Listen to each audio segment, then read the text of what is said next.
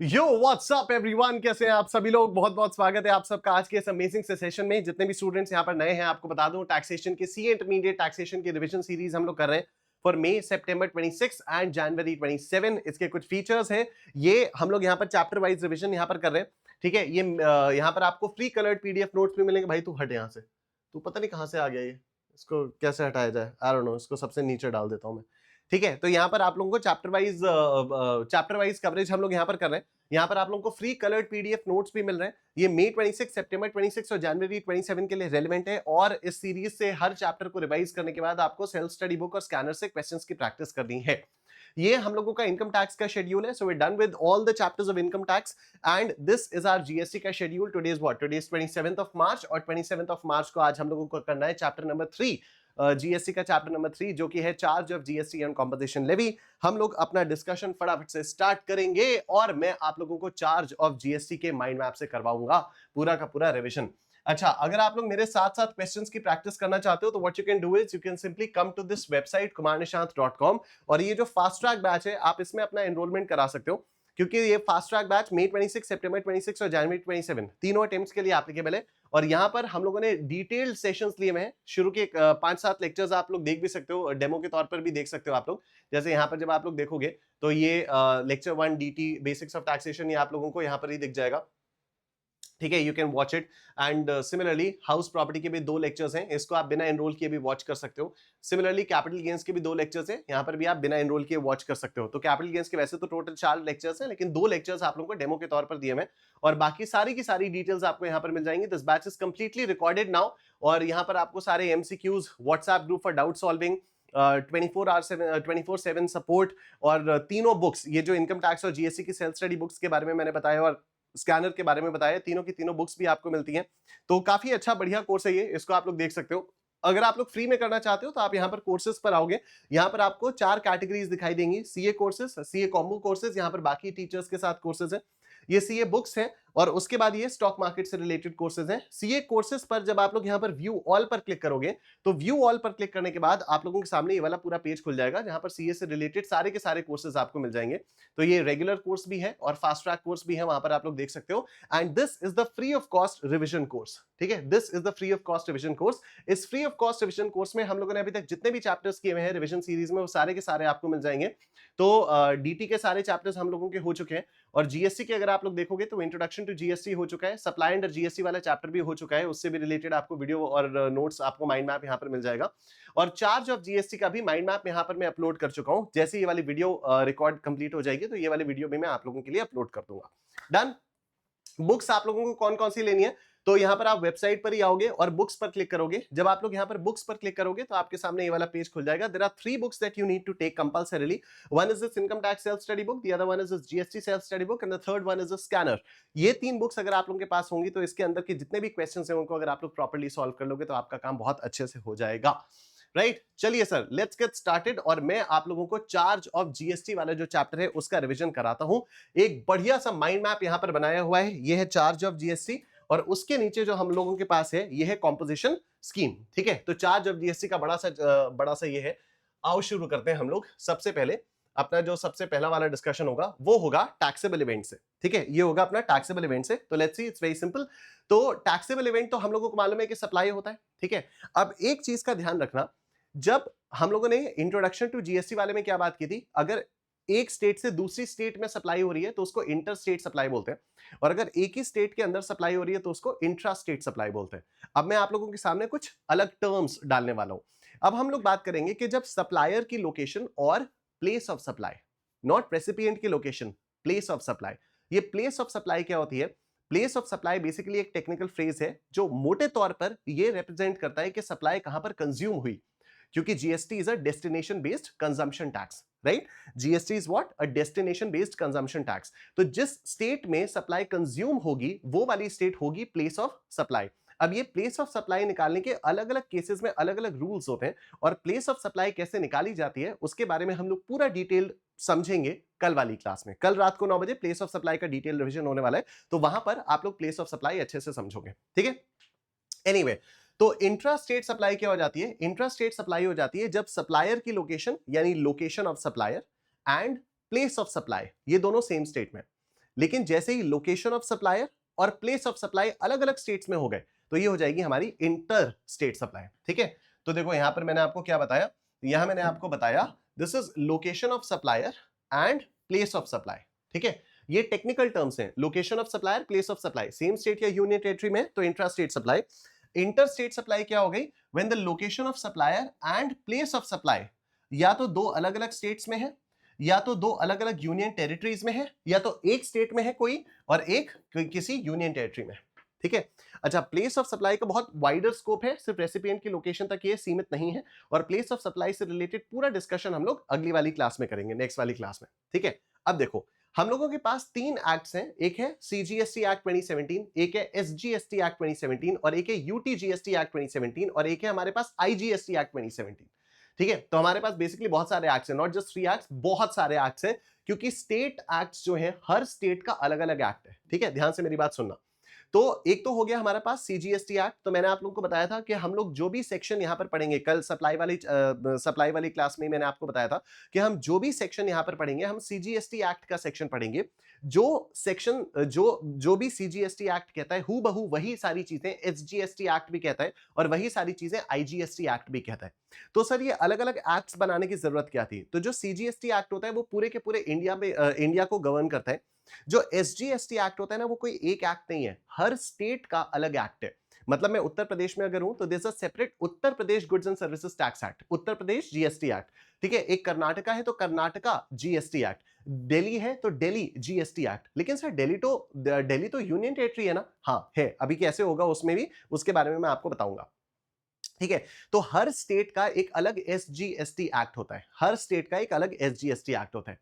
हमारे पास बहुत सारे स्टेट्स हैं और हमारे पास 8 यूनियन टेरिटरीज हैं। ठीक है, हमारे पास बहुत सारे स्टेट्स हैं और 8 यूनियन टेरिटरीज हैं। जो 8 यूनियन टेरिटरीज हैं उनमें से 3 यूनियन टेरिटरीज ऐसी हैं जिनका खुद का स्टेट लेजिस्लेचर है, मतलब उनकी खुद की सरकार है। जैसे दिल्ली की खुद की भी एक सरकार है, Delhi is technically a union territory, लेकिन क्योंकि उसकी खुद की सरकार है तो ऐसी यूनियन टेरिटरीज जिनकी खुद की एक सरकार होती है उसको जीएसटी के पॉइंट ऑफ व्यू से, जीएसटी के पर्पस के लिए हम लोग स्टेट ही मानते हैं। ठीक है, तो every union territory which has its own state legislature is considered as a state for the purposes of GST. तो दिल्ली का भी एक अलग दिल्ली का भी एक अलग एसजीएसटी एक्ट है और बाकी जो 2 यूनियन टेरिटरीज हैं, ठीक है, बाकी जो 2 यूनियन टेरिटरीज हैं उनके भी अपने एसजीएसटी एक्ट्स हैं। जो बची 5 यूनियन टेरिटरीज हैं उनको गवर्न करता है एक UTGST act, union territory GST act. ठीक है, उन पांचों को एक एक्ट गवर्न करता है यूनियन टेरिटरी जीएसटी एक्ट। ठीक है, और उसके बाद हमारे पास आता है IGST act. IGST act basically ये बताता है कि अगर कोई इंटर स्टेट सप्लाई है तो प्लेस ऑफ सप्लाई कैसे निकलेगी, ये कैसे पता चलेगा कि ये इंटर स्टेट है या इंट्रा स्टेट है, वगैरह वगैरह। ठीक है, तो देखो CGST act extends to the whole of India, CGST act extends to the whole of India. यहां पर इंडिया में बहुत सारी चीजें आती हैं, एक तो जो लैंड वाली टेरिटरी है वो भी आ जाता है, जो इंडिया के टेरिटोरियल वाटर्स हैं। टेरिटोरियल वाटर्स का मतलब क्या होता है, इंडिया की जो भी बेस लाइन है उससे फिर जब समुद्र शुरू होता है तो समुद्र के अंदर 12 नॉटिकल माइल्स तक का डिस्टेंस, नॉटिकल माइल्स एक यूनिट ऑफ मेजरमेंट होती है, डिस्टेंस को नापने की एक मेजरमेंट होती है। जैसे जब हम लोग सड़क पे चलते हैं तो किलोमीटर्स में हम अपने डिस्टेंस को मेजर करते हैं। ठीक है, उसी तरह से पानी में डिस्टेंस को मेजर करने की जो यूनिट है वो है नॉटिकल माइल्स। तो जहां पर हमारी जमीन खत्म होती है वहां से 12 नॉटिकल माइल्स अंदर इनसाइड द सी वो होते हैं टेरिटोरियल वाटर्स, तो उसको भी इंडिया ही माना जाता है। ठीक है, उसको भी इंडिया माना जाता है। Seabed and subsoils under such waters, मतलब वो टेरिटोरियल वाटर्स के नीचे की जमीन और ऊपर का आसमान वो भी सब इंडिया है, वगैरह वगैरह। बाकी ये सब आप लोग जब सीए फाइनल में कस्टम्स पढ़ोगे तो वहां पर आपको और क्लैरिटी के साथ समझाया जाएगा। ठीक है, अब जो भी स्टेट एक्ट 2017 है वो क्या है, extends to the respective state और union territory with legislature. Union territory with legislature मतलब ऐसी यूनियन टेरिटरीज जिनका खुद का स्टेट लेजिस्लेचर है। ठीक है, अब union territories with legislatures are treated as states. कौन कौन सी है वो, 3 है, दिल्ली, जम्मू एंड कश्मीर और पुडुचेरी। मतलब even though Delhi, Jammu and Kashmir and Puducherry are technically union territories, लेकिन फिर भी जीएसटी के पर्पस के लिए उनको स्टेट माना जाता है। क्यों, क्योंकि इन तीनों की अपनी अपनी खुद की सरकारें हैं। राइट, तो इसके लिए दिल्ली जीएसटी एक्ट है, इसके लिए Jammu and Kashmir GST act है, इसके लिए पुडुचेरी जीएसटी एक्ट है। तो जो यूनियन टेरिटरी जीएसटी एक्ट है वो इन तीनों को कवर नहीं करता। जो यूटी जीएसटी एक्ट है वो इन बची हुई 5 यूनियन टेरिटरीज को कवर करता है जिनके खुद की सरकारें नहीं है। कौन कौन सी, एक तो अंडमान एंड निकोबार आइलैंड्स, एक लक्षद्वीप, एक Dadra and Nagar Haveli and Daman and Diu, ये दोनों अब एक हो गई हैं। ठीक है, लद्दाख और चंडीगढ़, इन 5 यूनियन टेरिटरीज को जो कवर करता है वो है यूटीजीएसटी एक्ट, राइट। और अगर कोई और टेरिटरी है जो ना तो स्टेट मानी जाती है ना यूनियन टेरिटरी मानी जाती है तो उस पर भी यूटीजीएसटी एक्ट लग जाता है। आईजीएसटी एक्ट क्या करता है? आईजीएसटी एक्ट ये प्रिंसिपल्स बताता है जिन प्रिंसिपल्स के साथ पता चलता है कि कौन सी सप्लाई इंटर स्टेट होगी, कौन सी सप्लाई इंट्रा स्टेट होगी, ठीक है। तो it provides principles to determine inter state and intra state supply. Done. Inter state supply पर आईजीएसटी लगता है और इंट्रा स्टेट सप्लाई पर सीजीएसटी प्लस एसजीएसटी लग जाता है, या फिर अगर यूनियन टेरिटरीज के अंदर है तो सीजीएसटी प्लस यूटीजीएसटी लग जाता है। डन। अब हम लोग सीजीएसटी एक्ट के सेक्शन 9 पर आ गए हैं, levy and collection, section 9 of CGST act, और ये हूबहू आईजीएसटी एक्ट में सेक्शन नंबर 5 है, ठीक है। हूबहू आईजीएसटी एक्ट में सेक्शन नंबर 5 है। बहुत ध्यान से सुनना, this section 9 is very very important. इसके 5 सबसेक्शंस हैं, ठीक है। इसके 5 सबसेक्शंस हैं। सबसे पहला सबसेक्शन है सबसेक्शन 1, जो कि मेन सेक्शन है, जो कहता है कि एक स्टेट के अंदर, क्योंकि ये सीजीएसटी एक्ट है तो ये सिर्फ सीजीएसटी के बारे में बात करेगा, इक्विवेलेंट अमाउंट हमारा एसजीएसटी में भी लग जाएगा, ठीक है। सीजीएसटी एक्ट का कहना एकदम सिंपल सा है, कहता है एक स्टेट के अंदर जितनी भी इंट्रा स्टेट सप्लाई होगी, चाहे गुड्स की चाहे सर्विसेज की, उस पर एक टैक्स लगाया जाएगा। उस टैक्स को हम लोग बोलेंगे सीजीएसटी। वो मैक्सिमम 20% हो सकता है, 20% से ज्यादा सीजीएसटी नहीं हो सकता। अगर बताओ मैक्सिमम सीजीएसटी 20% है तो 20% एसजीएसटी भी तो लगेगा, तो टोटल जीएसटी जिंदगी में 40% ही हो सकता है, उससे ज्यादा जीएसटी नहीं लगाया जा सकता है, ठीक है। तो अब देखो, सीजीएसटी लगाया जाएगा on all intra state supplies except for 2 things. कौन कौन सी 2 थिंग्स है वो? एक तो है alcoholic liquor for human consumption, एक तो है alcoholic liquor for human consumption, और दूसरी है अनडीनेचर्ड एक्स्ट्रा न्यूट्रल अल्कोहल और rectified spirit used for manufacturing of alcoholic liquor for human consumption, ठीक है। अनडीनेचर्ड एक्स्ट्रा न्यूट्रल अल्कोहल और rectified spirit used for manufacture of alcoholic liquor for human consumption. ये दोनों जो चीजें हैं ये सेक्शन 9 में ही बोली गई हैं कि इनके अलावा कोई भी और सप्लाई होगी तो उस पर जीएसटी लगाया जाएगा। इसीलिए कल हम लोगों ने सप्लाई अंडर जीएसटी के रिवीजन करते हुए कहा था कि ये क्या है, ये नॉन टैक्सेबल सप्लाईज हैं, इन पर जिंदगी में कभी भी जीएसटी नहीं लग सकता है, ठीक है। किस वैल्यू पर टैक्स लगाया जाएगा वो वैल्यू सेक्शन 15 बताएगा, वो वैल्यू सेक्शन 15 बताएगा। किस रेट पर जीएसटी लगेगा, जो भी रेट होगा वो रेट कार्ड से पता चलेगा, लेकिन वो रेट कभी भी 20% से ज्यादा नहीं हो सकता। और कौन पे करेगा? टैक्सेबल पर्सन पे करेगा, मतलब रजिस्टर्ड पर्सन पे करेगा। ध्यान देने वाली बात ये भी है कि कल हम लोगों ने जब हम लोगों ने सप्लाई पढ़ा था तो वो था सेक्शन 7, फिर हम लोगों ने कॉम्पोजिट और मिक्स सप्लाई पढ़ा, वो था सेक्शन 8, और अब हम लोग सेक्शन 9 पर आ गए जो कि चार्ज ऑफ जीएसटी या लेवी ऑफ जीएसटी के बारे में बात करता है, ठीक है। तो ये हम लोगों को बताया सेक्शन 9(1) ने। सेक्शन 9(2) कहता है कि ये 5 पेट्रोलियम प्रोडक्ट्स ऐसे हैं, सेक्शन 9(2) कहते हैं कि 5 पेट्रोलियम प्रोडक्ट्स ऐसे हैं जिन पर जीएसटी लगेगा तो, लेकिन फ्यूचर की किसी एक डेट से लगेगा, ठीक है। लेकिन फ्यूचर की किसी एक डेट से लगेगा। वो फ्यूचर में कौन सी वाली डेट से लगेगा वो बाद में सरकार नोटिफाई करेगी। मतलब अभी इन 5 पेट्रोलियम प्रोडक्ट्स पर जीएसटी नहीं लगता, अभी इन 5 पेट्रोलियम प्रोडक्ट्स पर नॉर्मल वही अपने स्टेट की एक्साइज ड्यूटी जो भी है वो लगती है, ठीक है। तो GST to be levied from notified date. कौन कौन से हैं ये 5 हैं वो: petroleum crude, high speed diesel, motor spirit, natural gas, aviation turbine fuel.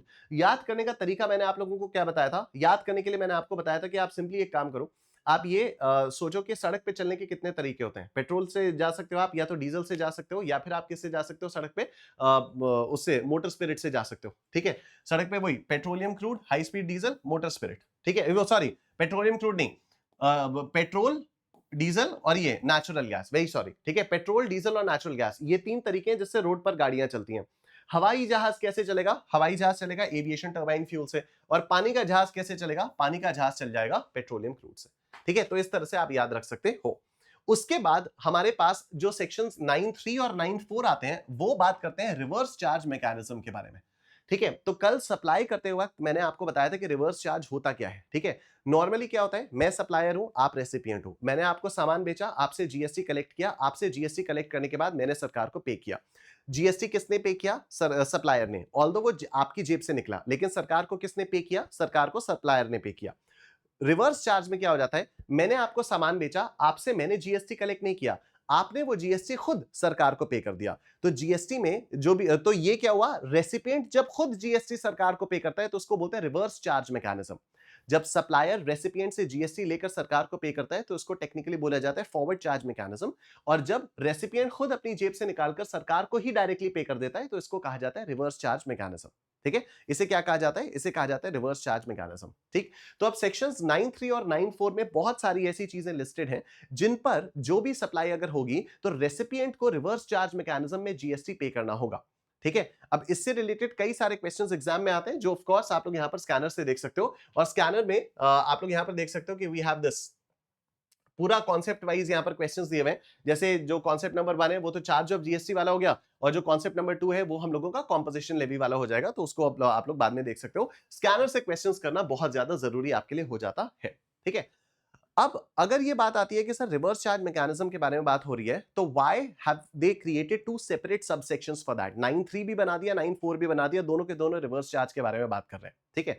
तो the difference between 9.3 and 9.4 is 9.3 बात करता है स्पेसिफिक टाइप ऑफ सप्लाईज के बारे में, ठीक है। 9.3 बात करता है स्पेसिफिक टाइप ऑफ सप्लाईज के बारे में, और 9.4 कहता है कि अगर आप रजिस्टर्ड पर्सन हो और आप किसी अनरजिस्टर्ड पर्सन से कुछ भी सामान खरीद रहे हो, गुड्स या सर्विसेज आप खरीद रहे हो, ठीक है, मतलब जो सप्लायर है वो अनरजिस्टर्ड है लेकिन रेसिपिएंट रजिस्टर्ड है, तो रेसिपिएंट को रिवर्स चार्ज में जीएसटी पे करना होगा, ठीक है। बट क्योंकि ये बहुत सारे ट्रांजैक्शंस यहां पर इस तरह से आ सकते थे, क्योंकि मैक्सिमम लोग जो इंडिया में है वो तो सारे के सारे क्या है, अनरजिस्टर्ड ही हैं। तो अगर मान लो आप रजिस्टर्ड हो, आप किसी भी अनरजिस्टर्ड से खरीदोगे और आपको ही जीएसटी पे करना पड़ेगा, तो ये काफी ज्यादा टीडीएस और कंबरसम हो सकता था। इसलिए यहां पर सिर्फ एक ही ट्रांजैक्शन को अभी नोटिफाई किया हुआ है, और वो है बिल्डर्स और प्रोमोटर्स के लिए, ठीक है। बिल्डर्स या प्रोमोटर्स, अगर वो बिल्डर्स या प्रोमोटर्स यूजुअली रजिस्टर्ड होते हैं, तो बात सारी की सारी है कि भाई जो बिल्डर्स और प्रोमोटर्स रजिस्टर्ड हैं वो रजिस्टर्ड लोगों से सामान खरीदें। अगर वो अनरजिस्टर्ड लोगों से सामान खरीदेंगे तो बिल्डर्स को रिवर्स चार्ज में जीएसटी पे करना होगा। डन।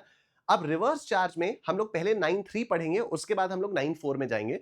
9.3 में क्या हुआ कि कुछ स्पेसिफिक गुड्स को और कुछ स्पेसिफिक सर्विसेज को बोला गया है कि इन सर्विसेज पे या इन गुड्स पर हमेशा रेसिपिएंट रिवर्स चार्ज में जीएसटी पे करेगा, ठीक है। हमेशा रेसिपिएंट रिवर्स चार्ज में जीएसटी पे करेगा, लेकिन बहुत ध्यान से सुनना, जो गुड्स पर रिवर्स चार्ज है वो आपके सिलेबस में नहीं है। जो गुड्स के ऊपर रिवर्स चार्ज है वो आपके सिलेबस में नहीं है। सर्विसेज वाला जो रिवर्स चार्ज है वो आपके सिलेबस में है, और उसके लिए यहां पर एक नोटिफिकेशन बनाई गई है, और वो नोटिफिकेशन है नोटिफिकेशन नंबर 13/2017, ठीक है। नोटिफिकेशन नंबर 13/2017, इसमें बहुत सारी सर्विसेज ऐसी लिस्टेड हैं जो अगर सर्विस की जाती हैं तो उस पर रिवर्स चार्ज में रेसिपिएंट को जीएसटी पे करना होता है, ठीक है। अब जब इससे रिलेटेड क्वेश्चंस आते हैं ना, तो कई बार ये कंफ्यूजन हो जाता है कि यार सप्लायर कौन होगा, रेसिपिएंट कौन होगा। तो इसको करने के लिए मैंने आपको एक मंत्र बताया था, और रेगुलर क्लासेस में मैं बोलता हूं कि अगली क्लास में आने से पहले ये वाले मंत्र को 108 बार जाप करके आना। और वो मंत्र ये है कि जो पैसा देता है वो रेसिपिएंट होता है, ठीक है। जो पैसा देता है वो रेसिपिएंट होता है, and it's very simple and common sensical. आप जब दुकान पर जाकर चिप्स का पैकेट खरीदते हो तो दुकानदार सप्लायर है, आप रेसिपिएंट हो, आपको चिप्स का पैकेट मिला, आपकी जेब से पैसा गया, ठीक है। बट क्योंकि ये सर्विसेज हैं तो कई बार it gets a little difficult to identify कि सप्लायर कौन है, रेसिपिएंट कौन है। तो आप सिंपली ये देखो किसकी जेब से पैसा गया, ठीक है। आप सिंपली ये देखो किसकी जेब से पैसा गया, जिसकी जेब से पैसा जाएगा वो रेसिपिएंट हो जाएगा। It's as simple as that, ठीक है। तो अब ये जो रिवर्स चार्ज वाली चीज होती है, कई बार इस पर डायरेक्ट क्वेश्चंस नहीं आते, in fact most of the times इस पर डायरेक्ट क्वेश्चंस नहीं आते, लेकिन इस पर जो भी क्वेश्चंस आते हैं ना, वो आपका एक 10 नंबर वाला क्वेश्चन आता है इनपुट टैक्स क्रेडिट वाले चैप्टर का। उस 10 नंबर वाले क्वेश्चन में छोटे छोटे पार्ट्स इसके आ जाते हैं, ठीक है। तो वहां से ये वाली चीज जो है वो डिराइव होती है, ठीक है। तो एक बार मैं आप लोगों को फटाफट से 9394 भी बता देता हूं। तो 9394 रिवर्स चार्ज मैकेनिज्म में क्या था कि liability to pay tax shifts from supplier to recipient. तो 9394 क्या हो गया, 93 और 94 का कंपैरिजन देख लो डिस्क्रिप्शन में। RCM on specified categories of supply, और 94 है आरसीएम ऑन अनरजिस्टर्ड सप्लाईज, मतलब सप्लायर अनरजिस्टर्ड है और रेसिपिएंट रजिस्टर्ड है। बेसिस क्या हो गया, कैटेगरीज ऑफ गुड्स और सर्विसेज नोटिफाइड, और यहां पर specified registered recipients receiving from unregistered suppliers. वही मैंने आपको बताया कि उन रजिस्टर्ड रेसिपिएंट्स को स्पेसिफाई कर दिया, कौन है वो, बिल्डर्स और प्रोमोटर्स हैं। कि भाई अगर तुम बिल्डर या प्रोमोटर हो और तुम अनरजिस्टर्ड लोगों से कुछ भी गुड्स, वो सीमेंट वगैरह कुछ भी खरीद रहे हो, तो तुम्हें रिवर्स चार्ज में जीएसटी पे करना होगा, ठीक है। पेयर कौन होगा, यहां पर भी रेसिपिएंट ऑफ सप्लाई, यहां पर भी registered recipient. Example GTA services, legal services, sponsorship services, और यहां पर नैरोड हो जाता है रियल एस्टेट प्रोमोटर्स के लिए, यहां पर ये आ जाता है। ये हो गया 9394। एक हमारे पास 95 भी है, ठीक है। सेक्शन 9 के हमारे पास 5 सबसेक्शंस है। 91 देख लिया, 92 देख लिया, 93 94 अभी हम लोग देखेंगे डिटेल में, और 95 को भी हम लोग अभी डिटेल में देखेंगे। लेकिन 95 है क्या, 95 बेसिकली ये कहता है कि जैसे जोमैटो या स्विगी है, ठीक है। अब जोमैटो पर कोई रेस्टोरेंट अगर लिस्टेड है तो वो रेस्टोरेंट सप्लायर है, और अगर मैं जोमैटो के थ्रू उस रेस्टोरेंट का खाना ऑर्डर कर रहा हूं तो मैं रेसिपिएंट हूं। Zomato is only acting as an aggregator, ठीक है। तो सप्लायर कौन हो गया, सप्लायर हो गया रेस्टोरेंट, रेसिपिएंट कौन हो गया, रेसिपिएंट हो गया मैं। लेकिन यहां पर जीएसटी का लॉ कहता है कि कोई बात नहीं, ना सप्लायर जीएसटी पे करेगा ना रेसिपिएंट जीएसटी पे करेगा, जीएसटी पे करेगा जोमैटो, ठीक है, जीएसटी कौन पे करेगा? जीएसटी पे करेगा जोमैटो। इसको बोलते हैं, जो बीच के एग्रीगेटर्स होते हैं इनको बोलते हैं इलेक्ट्रॉनिक कॉमर्स ऑपरेटर्स। ठीक है, जिनकी खुद की कोई एक वेबसाइट या ऐप होती है जहां पर दूसरे सप्लायर्स अपने प्रोडक्ट्स को लिस्ट कर सकते हैं और रेसिपिएंट्स वहां पर ऑर्डर्स प्लेस कर सकते हैं। ठीक है, तो इनको बोला जाता है इनको बोला जाता है electronic commerce operators. Of course इसकी भी बहुत सारी कंडीशंस हैं, इनके बारे में हम लोग डिटेल में अभी बात करेंगे। तो सेक्शन 9 के अंदर हम लोगों ने 5 सब सेक्शंस देखे। सेक्शन 9(1) जो कि मेन लेवी के बारे में बात करता है, कहता है हर टाइप की सप्लाई पर सीजीएसटी लगाई जाएगा, 20% से ज्यादा नहीं हो सकता। सेक्शन 15 के हिसाब से वैल्यू निकाली जाएगी, टैक्सेबल पर्सन जिस जीएसटी को पे करेगा। दो चीजें हैं जिस पर वो नहीं लगेगा, जीएसटी नहीं लगेगा। एक तो alcoholic liquor for human consumption और दूसरा अनडीनेचर्ड एक्स्ट्रा न्यूट्रल अल्कोहल और rectified spirit used for manufacturing alcoholic liquor for human consumption. 9(2) ने कहा कि 5 पेट्रोलियम प्रोडक्ट्स हैं जिन पर बाद में जीएसटी लगेगा, पेट्रोल, डीजल और कंप्रेस्ड नेचुरल गैस, और फिर हमारा आ जाता है एविएशन टर्बाइन फ्यूल और पेट्रोलियम क्रूड। 9(3) और 9(4) ने रिवर्स चार्ज के बारे में बात की। 9(3) ने कहा कि ये कुछ स्पेसिफिक सर्विसेज हैं जिन पर रिवर्स चार्ज लगेगा। 9(4) ने कहा कि देखो, अगर कोई अनरजिस्टर्ड सप्लायर किसी रजिस्टर्ड रेसिपिएंट को कुछ भी सामान बेचता है तो रजिस्टर्ड रेसिपिएंट को रिवर्स चार्ज में जीएसटी पे करना होगा, और यहां पर सिर्फ एक ही चीज को नोटिफाई किया हुआ है और वो है बिल्डर्स या प्रोमोटर्स वाली चीज। 9(5) ने इलेक्ट्रॉनिक कॉमर्स ऑपरेटर्स को पकड़ा और कहा कि कुछ 4-5 ऐसी चीजें हैं जो अगर सप्लायर आपके थ्रू रेसिपिएंट को बेचेगा तो उस पे आपको जीएसटी पे करना होगा, of course subject to certain conditions, right. ये बेसिकली 5 सबसेक्शंस हैं सेक्शन 9 के, राइट। अब हम लोग रिवर्स चार्ज में पूरी की पूरी वो नोटिफिकेशन पढ़ेंगे जहां पर मल्टीपल सर्विसेज मेंशन है, जिन सर्विसेज पर रिवर्स चार्ज में जीएसटी पे करता है रेसिपिएंट। ठीक है, और उसमें सबसे पहली जो एंट्री है वो है गुड्स ट्रांसपोर्ट एजेंसी की। गुड्स ट्रांसपोर्ट एजेंसी बेसिकली करती क्या है? गुड्स ट्रांसपोर्ट एजेंसी आपका सामान एक जगह से दूसरी जगह पर लेकर पहुंचाती है। ठीक है, तो अब यहां पर देखो क्या दिया है, सप्लायर कौन होगा? सप्लायर होगा गुड्स ट्रांसपोर्ट एजेंसी। ये रिवर्स चार्ज कब लगेगा? रिवर्स चार्ज लगेगा सिर्फ तभी अगर इन रेसिपिएंट्स को सर्विस दी जाएगी। ठीक है, अगर इन रेसिपिएंट्स को सर्विस दी जाएगी। कौन कौन से? Specified recipients. ठीक है, स्पेसिफाइड रेसिपिएंट्स कौन कौन से? एक तो फैक्ट्री, ठीक है, दूसरा सोसाइटी, तीसरा कोऑपरेटिव सोसाइटी, चौथा कोई भी रजिस्टर्ड पर्सन, पांचवा कोई भी बॉडी कॉर्पोरेट, छठा कोई भी पार्टनरशिप फर्म चाहे रजिस्टर्ड हो चाहे अनरजिस्टर्ड हो, और सातवां एनी कैजुअल टैक्सेबल पर्सन। ठीक है, एनी कैजुअल टैक्सेबल पर्सन। एक चीज का ध्यान रखना, हमने यहां पर बात की any person registered under the CGST, SGST, UTGST act. ठीक है, मतलब कोई भी रजिस्टर्ड पर्सन है तो वो स्पेसिफाइड रेसिपिएंट में आ जाएगा। मैं जीएसटी में रजिस्टर्ड हूं, अगर मैं गुड्स ट्रांसपोर्ट एजेंसी की सर्विसेज लेता हूं तो मुझे रिवर्स चार्ज में जीएसटी पे करना पड़ेगा। ठीक है, लेकिन जैसे हम लोगों ने इनकम टैक्स के अंदर टीडीएस टीसीएस वाला पढ़ा था ना कॉन्सेप्ट, उसी तरह से आगे चलकर हम लोग जीएसटी में भी टीडीएस टीसीएस का कॉन्सेप्ट पढ़ेंगे। तो कई सारे लोग ऐसे भी होते हैं जीएसटी के अंदर जिनको जीएसटी में टीडीएस काटना पड़ता है। ठीक है, तो यहां पर बोला गया कि अगर आप कोई ऐसे पर्सन हो जिसको जीएसटी में रजिस्ट्रेशन लेना पड़ा only for the purposes of deducting TDS, तो आप इस स्पेसिफाइड रेसिपिएंट में नहीं आओगे। मतलब अगर सपोज मैं एक बंदा हूं, मुझे नॉर्मली जीएसटी में रजिस्ट्रेशन लेने की कोई जरूरत नहीं है, बट लीगली मुझे टीडीएस काटने की रिक्वायरमेंट आ जाती है। सपोज किसी तरीके से, कैसे आएगी, कब होगा, वो हम लोग बाद में टीडीएस वाले चैप्टर में डिस्कस करेंगे। तो सपोज मेरे ऊपर टीडीएस काटने की रिस्पांसिबिलिटी आ जाती है। अब अगर मेरे ऊपर टीडीएस काटने की रिस्पांसिबिलिटी आ जाती है जीएसटी के अंदर, तो obviously I have to get myself registered under GST, right. और अगर मैं जीएसटी में रजिस्टर्ड हो गया और मान लो मैंने गुड्स ट्रांसपोर्ट एजेंसी की सर्विस ले ली, तो लॉ मेकर्स, तो यहां पर असेसिंग ऑफिसर क्या बोलेगा, प्रॉपर ऑफिसर बोलेगा, अरे तू तो रजिस्टर्ड है, तूने गुड्स ट्रांसपोर्ट एजेंसी से सर्विसेज ली, चल तू रिवर्स चार्ज में जीएसटी पे कर। बट मैं नहीं, मैंने रजिस्ट्रेशन सिर्फ टीडीएस काटने की वजह से लिया है।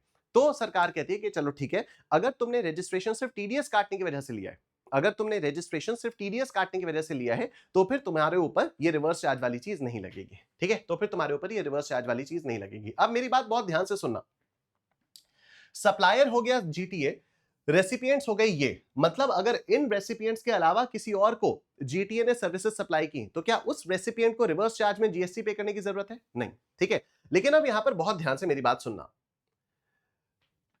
यहां पर बहुत ध्यान से आप लोग बात सुनोगे। जो गुड्स ट्रांसपोर्ट एजेंसी का जीएसटी के रेट्स है ना, वो अलग अलग रेट्स हैं। ठीक है, क्या क्या रेट्स हैं? एक तो अगर जीटीए ने स्पेसिफाइड रेसिपिएंट को सप्लाई सर्विसेज अपनी दी, ठीक है, और दूसरा अगर जीटीए ने अदर रेसिपिएंट को अपनी सर्विसेज दी। अगर जीटीए ने अदर रेसिपिएंट को अपनी सर्विसेज दी, मतलब स्पेसिफाइड के अलावा किसी को भी दी, तो वो तो एग्जेम्प्ट है। वो क्या हो गया? वो हो गया एग्जेम्प्ट। अब अगर जीटीए स्पेसिफाइड रेसिपिएंट्स को सर्विस दे रहा है, तो जीटीए या तो 5% के रेट से जीएसटी पे कर सकता है, या तो 18% के रेट से जीएसटी पे कर सकता है। ध्यान से सुनना, ये पहले 12% था, ये पहले 12% था। इनफैक्ट मैंने फरवरी में एक जीएसटी का अमेंडमेंट लेक्चर भी लिया था, मैंने पिछले महीने एक जीएसटी का अमेंडमेंट लेक्चर भी लिया था। उस अमेंडमेंट लेक्चर में मैंने साफ साफ बोला था कि ये जो गुड्स ट्रांसपोर्ट एजेंसी वाला जो रेट है 5% और 12%, ये 12% बढ़कर 18% हो गया है फ्रॉम 22 सितंबर 2025। ठीक है, आपको याद होगा 2025 में जीएसटी 2.0, जीएसटी 2.0, चीजें सस्ती हो जाएंगी, चीजें सस्ती हो जाएंगी, गाड़ियां सस्ती हो जाएंगी, बहुत सारी चीजें सस्ती हो जाएंगी, इस चीज के बारे में बहुत ज्यादा चर्चा हुई थी, राइट। तो जीएसटी 2.0 22 सितंबर 2025 से लागू हुआ था और इस डेट से कई सारी चीजों के जो रेट्स थे वो कम हो गए थे और कुछ चीजों के रेट्स बढ़ भी गए थे। ठीक है, तो गुड्स ट्रांसपोर्ट एजेंसी के लिए पहले जीएसटी का रेट 12% हुआ करता था, लेकिन अब उसको बढ़ाकर 18% कर दिया गया है। लेकिन जो मैंने अमेंडमेंट लेक्चर लिया था, उस अमेंडमेंट लेक्चर में मैंने ये साफ साफ बोला था कि आईसीएआई के स्टैट्यूटरी अपडेट में this rate has not been upgraded to 18%। याद होगा आप लोगों को, अगर आपने अमेंडमेंट लेक्चर देखा होगा तो आईसीएआई के स्टैट्यूटरी अपडेट में this was not upgraded to 18% till the time I had taken that amendment lecture. लेकिन आईसीएआई बड़ा चालाक निकला, आईसीएआई ने बिना किसी को कानो कान खबर दिए अपने स्टैट्यूटरी अपडेट की पीडीएफ को अपडेट कर दिया। ठीक है, अपने स्टैट्यूटरी अपडेट की पीडीएफ को आईसीएआई ने अपडेट कर दिया, कोई कॉरिजेंडम नहीं, कुछ नहीं, बस चुपचाप अपडेट कर दिया। और चार्ज ऑफ जीएसटी में एक अमेंडमेंट ये भी जोड़ दिया कि हाँ, गुड्स ट्रांसपोर्ट एजेंसी का जो रेट है वो 5% और पहले 12% था, लेकिन 12% से बढ़कर अब 18% हो गया। तो एनीवे, मई 26, सितंबर 26 और जनवरी 27 के लिए as of today, as of 27 of March 2026, the rate is 5% और 18%। ठीक है, या तो 5% या तो 18%। लेकिन सर दो रेट्स क्यों हैं, दोनों में क्या क्या डिफरेंसेस है, अभी उसके बारे में हम लोग बात करेंगे। But as on 27th of March 2026, specially for May 26 examinations, the rates are 5% और 18%। अब अगर मान लो कोई नया अमेंडमेंट आता है, फिर से कोई चेंज आता है फॉर सितंबर 26 अटेम्प्ट या जनवरी 27 अटेम्प्ट, तो प्लीज इस चैनल पर बने रहो, सब्सक्राइब कर लो, जिससे मैं कोई अमेंडमेंट वीडियो अगर डालूं तो आप लोगों को उसके बारे में पता चल जाए। डन। अब देखो, जीएसटी के रेट के बारे में बात करते हैं। ठीक है, तो जो गुड्स ट्रांसपोर्ट एजेंसी है, अगर वो किसी स्पेसिफाइड रेसिपिएंट को अपनी सर्विसेज देती है, तो अब गुड्स ट्रांसपोर्ट एजेंसी के पास ऑप्शंस होते हैं, दो ऑप्शंस होते हैं। या तो 5% का जीएसटी रेसिपिएंट पे कर दे रिवर्स चार्ज में, या तो जीटीए खुद 18% का जीएसटी पे कर दे फॉरवर्ड चार्ज में और आईटीसी भी ले ले। ठीक है, जीटीए अपनी सर्विसेज देने के लिए बहुत सारी गुड्स या सर्विसेज लेता भी तो होगा, उन गुड्स या सर्विसेज पर वो जीएसटी देता भी तो होगा, उस जीएसटी का इसको आईटीसी भी तो चाहिए होगा। ठीक है ना, उस जीएसटी का इसको आईटीसी भी तो चाहिए होगा। तो अब यहां पर दो चीजें आती हैं। यहां पर गुड्स ट्रांसपोर्ट एजेंसी के पास एक ऑप्शन है, या तो 5% का जीएसटी रेसिपिएंट पे कर दे, GTA is a supplier, right, या तो 5% का जीएसटी रेसिपिएंट पे कर दे, या फिर जीटीए खुद 18% का जीएसटी पे करे अंडर फॉरवर्ड चार्ज मैकेनिज्म और आईटीसी भी ले सकता है। ऑब्वियसली अगर 5% का जीएसटी रिवर्स चार्ज में रेसिपिएंट पे करेगा तो क्या जीटीए को आईटीसी मिलेगा? Of course not. ठीक है, ऑफ कोर्स नॉट। जब वो जीएसटी पे ही नहीं कर रहा तो फिर आईटीसी कैसे मिलेगा? नहीं मिलेगा। लेकिन यहां पर गुड्स ट्रांसपोर्ट एजेंसी के पास 1-2 साल पहले एक और अमेंडमेंट आया था और उसमें बोला था कि जो 5% जीएसटी है, जो आइडियली रेसिपिएंट को पे करना चाहिए, वो जीटीए अगर चाहे तो फॉरवर्ड चार्ज में खुद भी पे कर सकता है, लेकिन आईटीसी उसको नहीं मिलेगा। ठीक है, लेकिन आईटीसी उसको नहीं मिलेगा। तो देखो, अगर गुड्स ट्रांसपोर्ट एजेंसी किसी स्पेसिफाइड रेसिपिएंट को अपनी सर्विसेज दे रहा है, तो 5% विदाउट आईटीसी, मतलब 5% के रेट पर जीएसटी लग सकता है जिस पर आईटीसी नहीं मिलेगा। अब ये फॉरवर्ड चार्ज में भी हो सकता है और ये रिवर्स चार्ज में भी हो सकता है।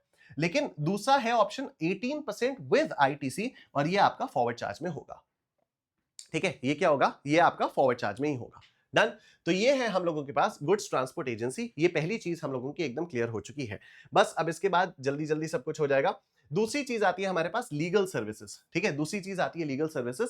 अगर कोई individual advocate including a senior advocate या फिर फर्म ऑफ एडवोकेट्स, ठीक है, कोई इंडिविजुअल एडवोकेट जिसमें सीनियर एडवोकेट भी आ जाता है या फिर फर्म ऑफ एडवोकेट्स, अगर किसी बिजनेस एंटिटी को सर्विसेज देनी है, लीगल सर्विसेज देनी है, जो कि बिजनेस एंटिटी एक टैक्सेबल टेरिटरी में लोकेटेड है, तो this business entity will have to pay GST under reverse charge mechanism. ठीक है, नेक्स्ट आता है आर्बिट्रल ट्रिब्यूनल। आर्बिट्रल ट्रिब्यूनल क्या होता है? आर्बिट्रल ट्रिब्यूनल ये बात होती है आउट ऑफ कोर्ट सेटलमेंट वाली बात होती है एक तरह से। ठीक है, तो अगर आर्बिट्रल ट्रिब्यूनल किसी business entity located in taxable territory को सर्विसेज दे रहा है, तो this business entity located in taxable territory will have to pay GST under reverse charge mechanism. Next आता है स्पॉन्सरशिप सर्विसेज। तो अब इसका ध्यान रखना, अगर कोई नॉन बॉडी कॉर्पोरेट किसी बॉडी कॉर्पोरेट या पार्टनरशिप फर्म को ये स्पॉन्सरशिप सर्विसेज दे रही है, तो इस बॉडी कॉर्पोरेट या पार्टनरशिप फर्म को रिवर्स चार्ज में जीएसटी पे करना होगा। लेकिन अगर कोई बॉडी कॉर्पोरेट ही सर्विसेज दे रही है तो बॉडी कॉर्पोरेट सप्लायर को ही जीएसटी पे करना होगा। तो if the supplier itself is a body corporate, if the supplier itself is a body corporate, forward charge mechanism will apply. ठीक है, तो सप्लायर नॉन बॉडी कॉर्पोरेट होना चाहिए और रेसिपिएंट कौन होना चाहिए, या तो बॉडी कॉर्पोरेट या फिर पार्टनरशिप फर्म। अगर ये दोनों कंडीशंस फुलफिल्ड है तभी रिवर्स चार्ज लगेगा। नेक्स्ट देखो हमारे पास आती है एंट्री नंबर 5। बहुत ध्यान से सुनना, एंट्री नंबर 5 बात करती है कि गवर्नमेंट सर्विसेज दे रही है। ठीक है, गवर्नमेंट सर्विसेज दे रही है। गवर्नमेंट में कौन कौन आ गया, central government, state government, local authority और यूनियन टेरिटरी। ठीक है, अब लोकल अथॉरिटी की डेफिनेशन में चेंज है, जिसके बारे में हम लोगों ने कल डिटेल में डिस्कशन किया था सप्लाई अंडर जीएसटी वाले चैप्टर में। ठीक है, लोकल अथॉरिटी वाली जो डेफिनेशन है उसमें तो अच्छा खासा अमेंडमेंट आया हुआ है। ठीक है, म्यूनिसिपल फंड और लोकल फंड को ऐड कर दिया गया है कि panchayat plus municipal fund, sorry panchayat plus a fund, तो ये लोकल फंड होगा, और municipality plus a fund plus government power to levy the taxes, ये म्यूनिसिपल फंड हो जाएगा। ठीक है, इसके बारे में हम लोगों ने डिटेल में कल सप्लाई अंडर जीएसटी वाले चैप्टर में डिस्कशन किया था। ठीक है, तो अगर मान लो central government, state government, local authority या फिर यूनियन टेरिटरी किसी एक business entity located in a taxable territory को सर्विस दे रही है, तो this business entity located in a taxable territory will have to pay GST under reverse charge mechanism. लेकिन इसके 4 एक्सेप्शंस हैं। इसके 4 एक्सेप्शंस कौन कौन से हैं? पहला है रेंटिंग ऑफ इमूवेबल प्रॉपर्टी, पहला है रेंटिंग ऑफ इमूवेबल प्रॉपर्टी, दूसरा है services by department of post and by ministry of railways, जिसमें इंडियन रेलवेज भी आ जाता है। ठीक है, services in relation to an aircraft और अ वेसल इनसाइड और outside the precincts of a port और एन एयरपोर्ट, और चौथा है ट्रांसपोर्ट ऑफ गुड्स और पैसेंजर्स। ठीक है, चौथा है ट्रांसपोर्ट ऑफ गुड्स और पैसेंजर्स। ध्यान रखना, कल भी मैंने आप लोगों को बताया था कि Delhi development authority is not a local authority, so forward charge mechanism will apply. Right, Delhi development authority local authority नहीं होती, तो रिवर्स चार्ज नहीं लगेगा, फॉरवर्ड चार्ज लगेगा। ठीक है, एनीवे तो एक्सेप्शंस के ये 4 एक्सेप्शंस है। कई बार डायरेक्ट थियोरेटिकल क्वेश्चन आ जाता है कि सेंट्रल गवर्नमेंट जो भी, मतलब गवर्नमेंट जो भी बिजनेस एंटिटीज को सर्विसेज देती है उस पर बिजनेस एंटिटी को रिवर्स चार्ज में जीएसटी पे करना होता है, लेकिन इसके कुछ एक्सेप्शंस है। बताओ तो जरा क्या एक्सेप्शंस है? तो आपको ये चारों लिखने पड़ेंगे।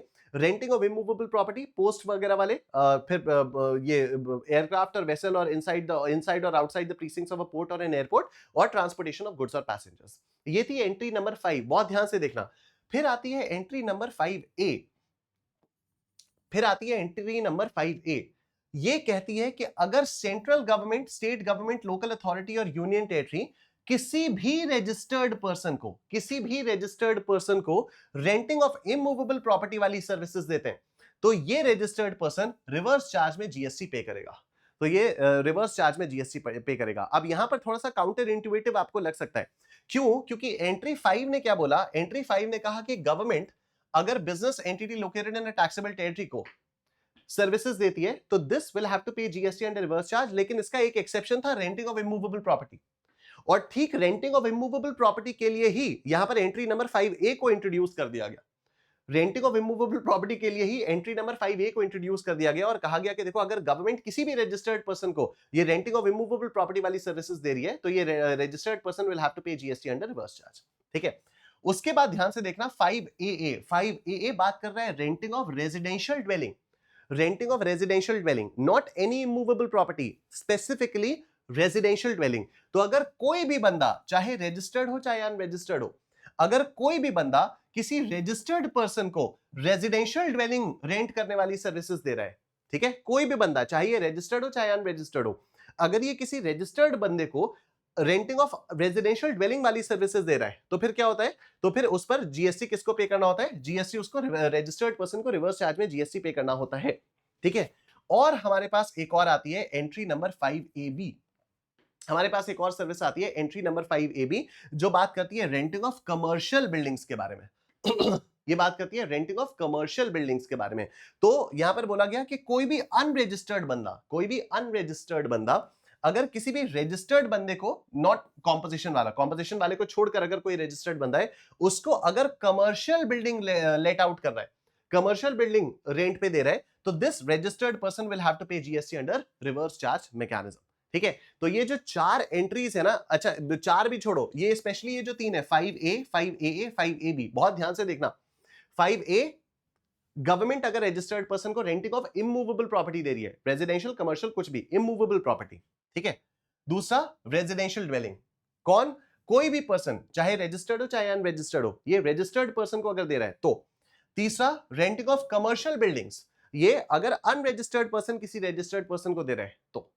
ठीक है, तो ये वाली चीज आ जाती है यहां पर। उसके बाद एंट्री नंबर 6 देखो, डायरेक्टरशिप सर्विसेज। इसके बारे में हम लोगों ने कल बात की ही थी कि जब भी कोई कंपनी को, जब भी कोई डायरेक्टर किसी कंपनी को अपनी डायरेक्टरशिप सर्विसेज देता है तो कंपनी उसको जो भी पैसा पे करती है उस पर कंपनी को ही रिवर्स चार्ज में जीएसटी पे करना होता है।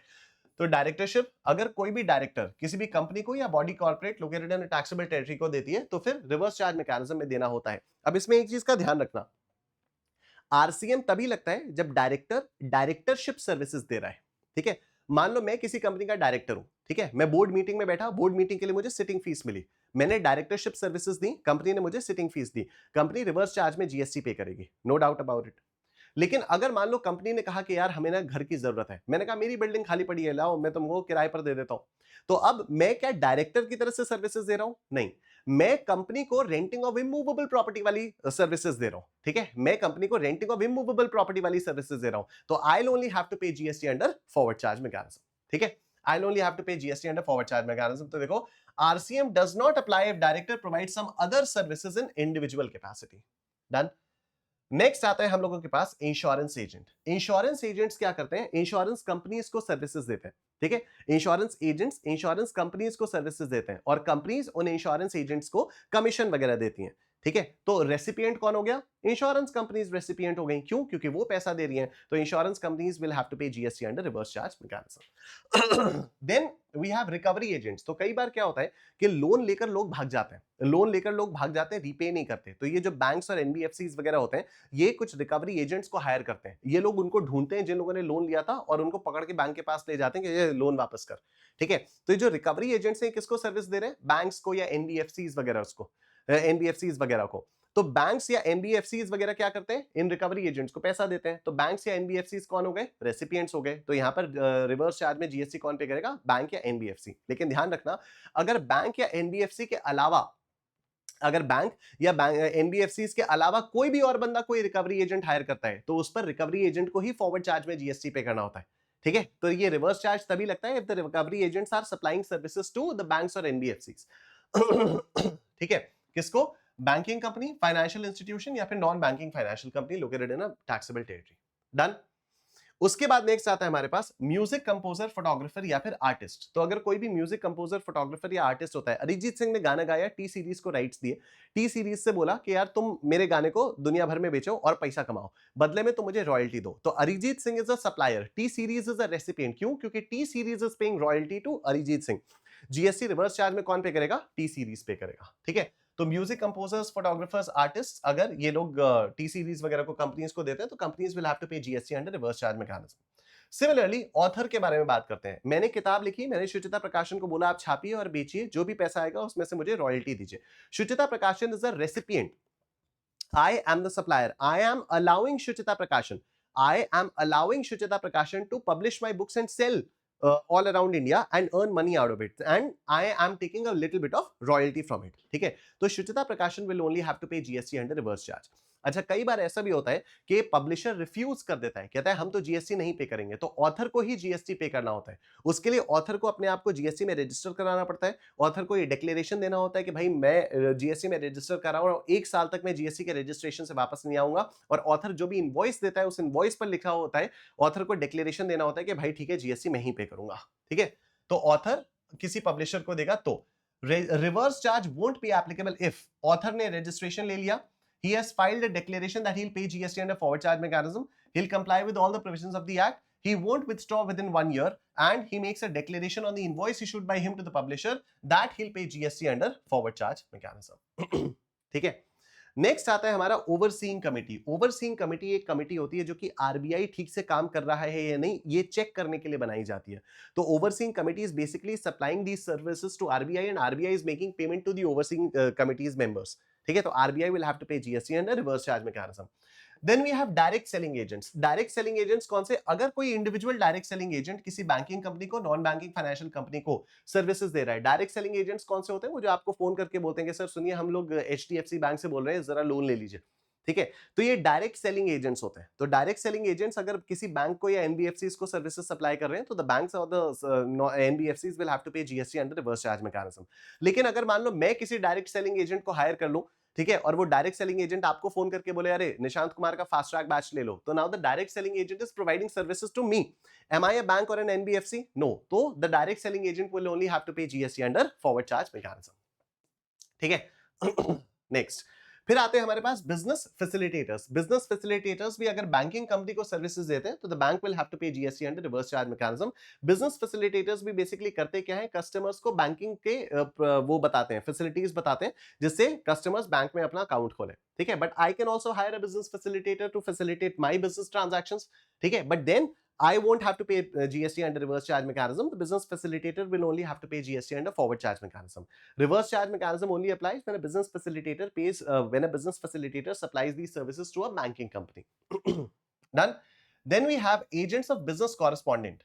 Then we have agents of business correspondent. Business correspondent basically छोटी छोटी branches होती हैं जो कि रूरल एरियाज में सिचुएटेड या अर्बन एरियाज में सिचुएटेड होती हैं. ठीक है, तो क्या होता है कि कोई एक बैंक है, अब उसकी मल्टीपल ब्रांचेस गांव देहात में, मतलब गांव में लोकेटेड है, लेकिन गांव में सिर्फ एक ब्रांच खोल देने से तो लोग आकर अपना वो अकाउंट वगैरह खोलेंगे नहीं.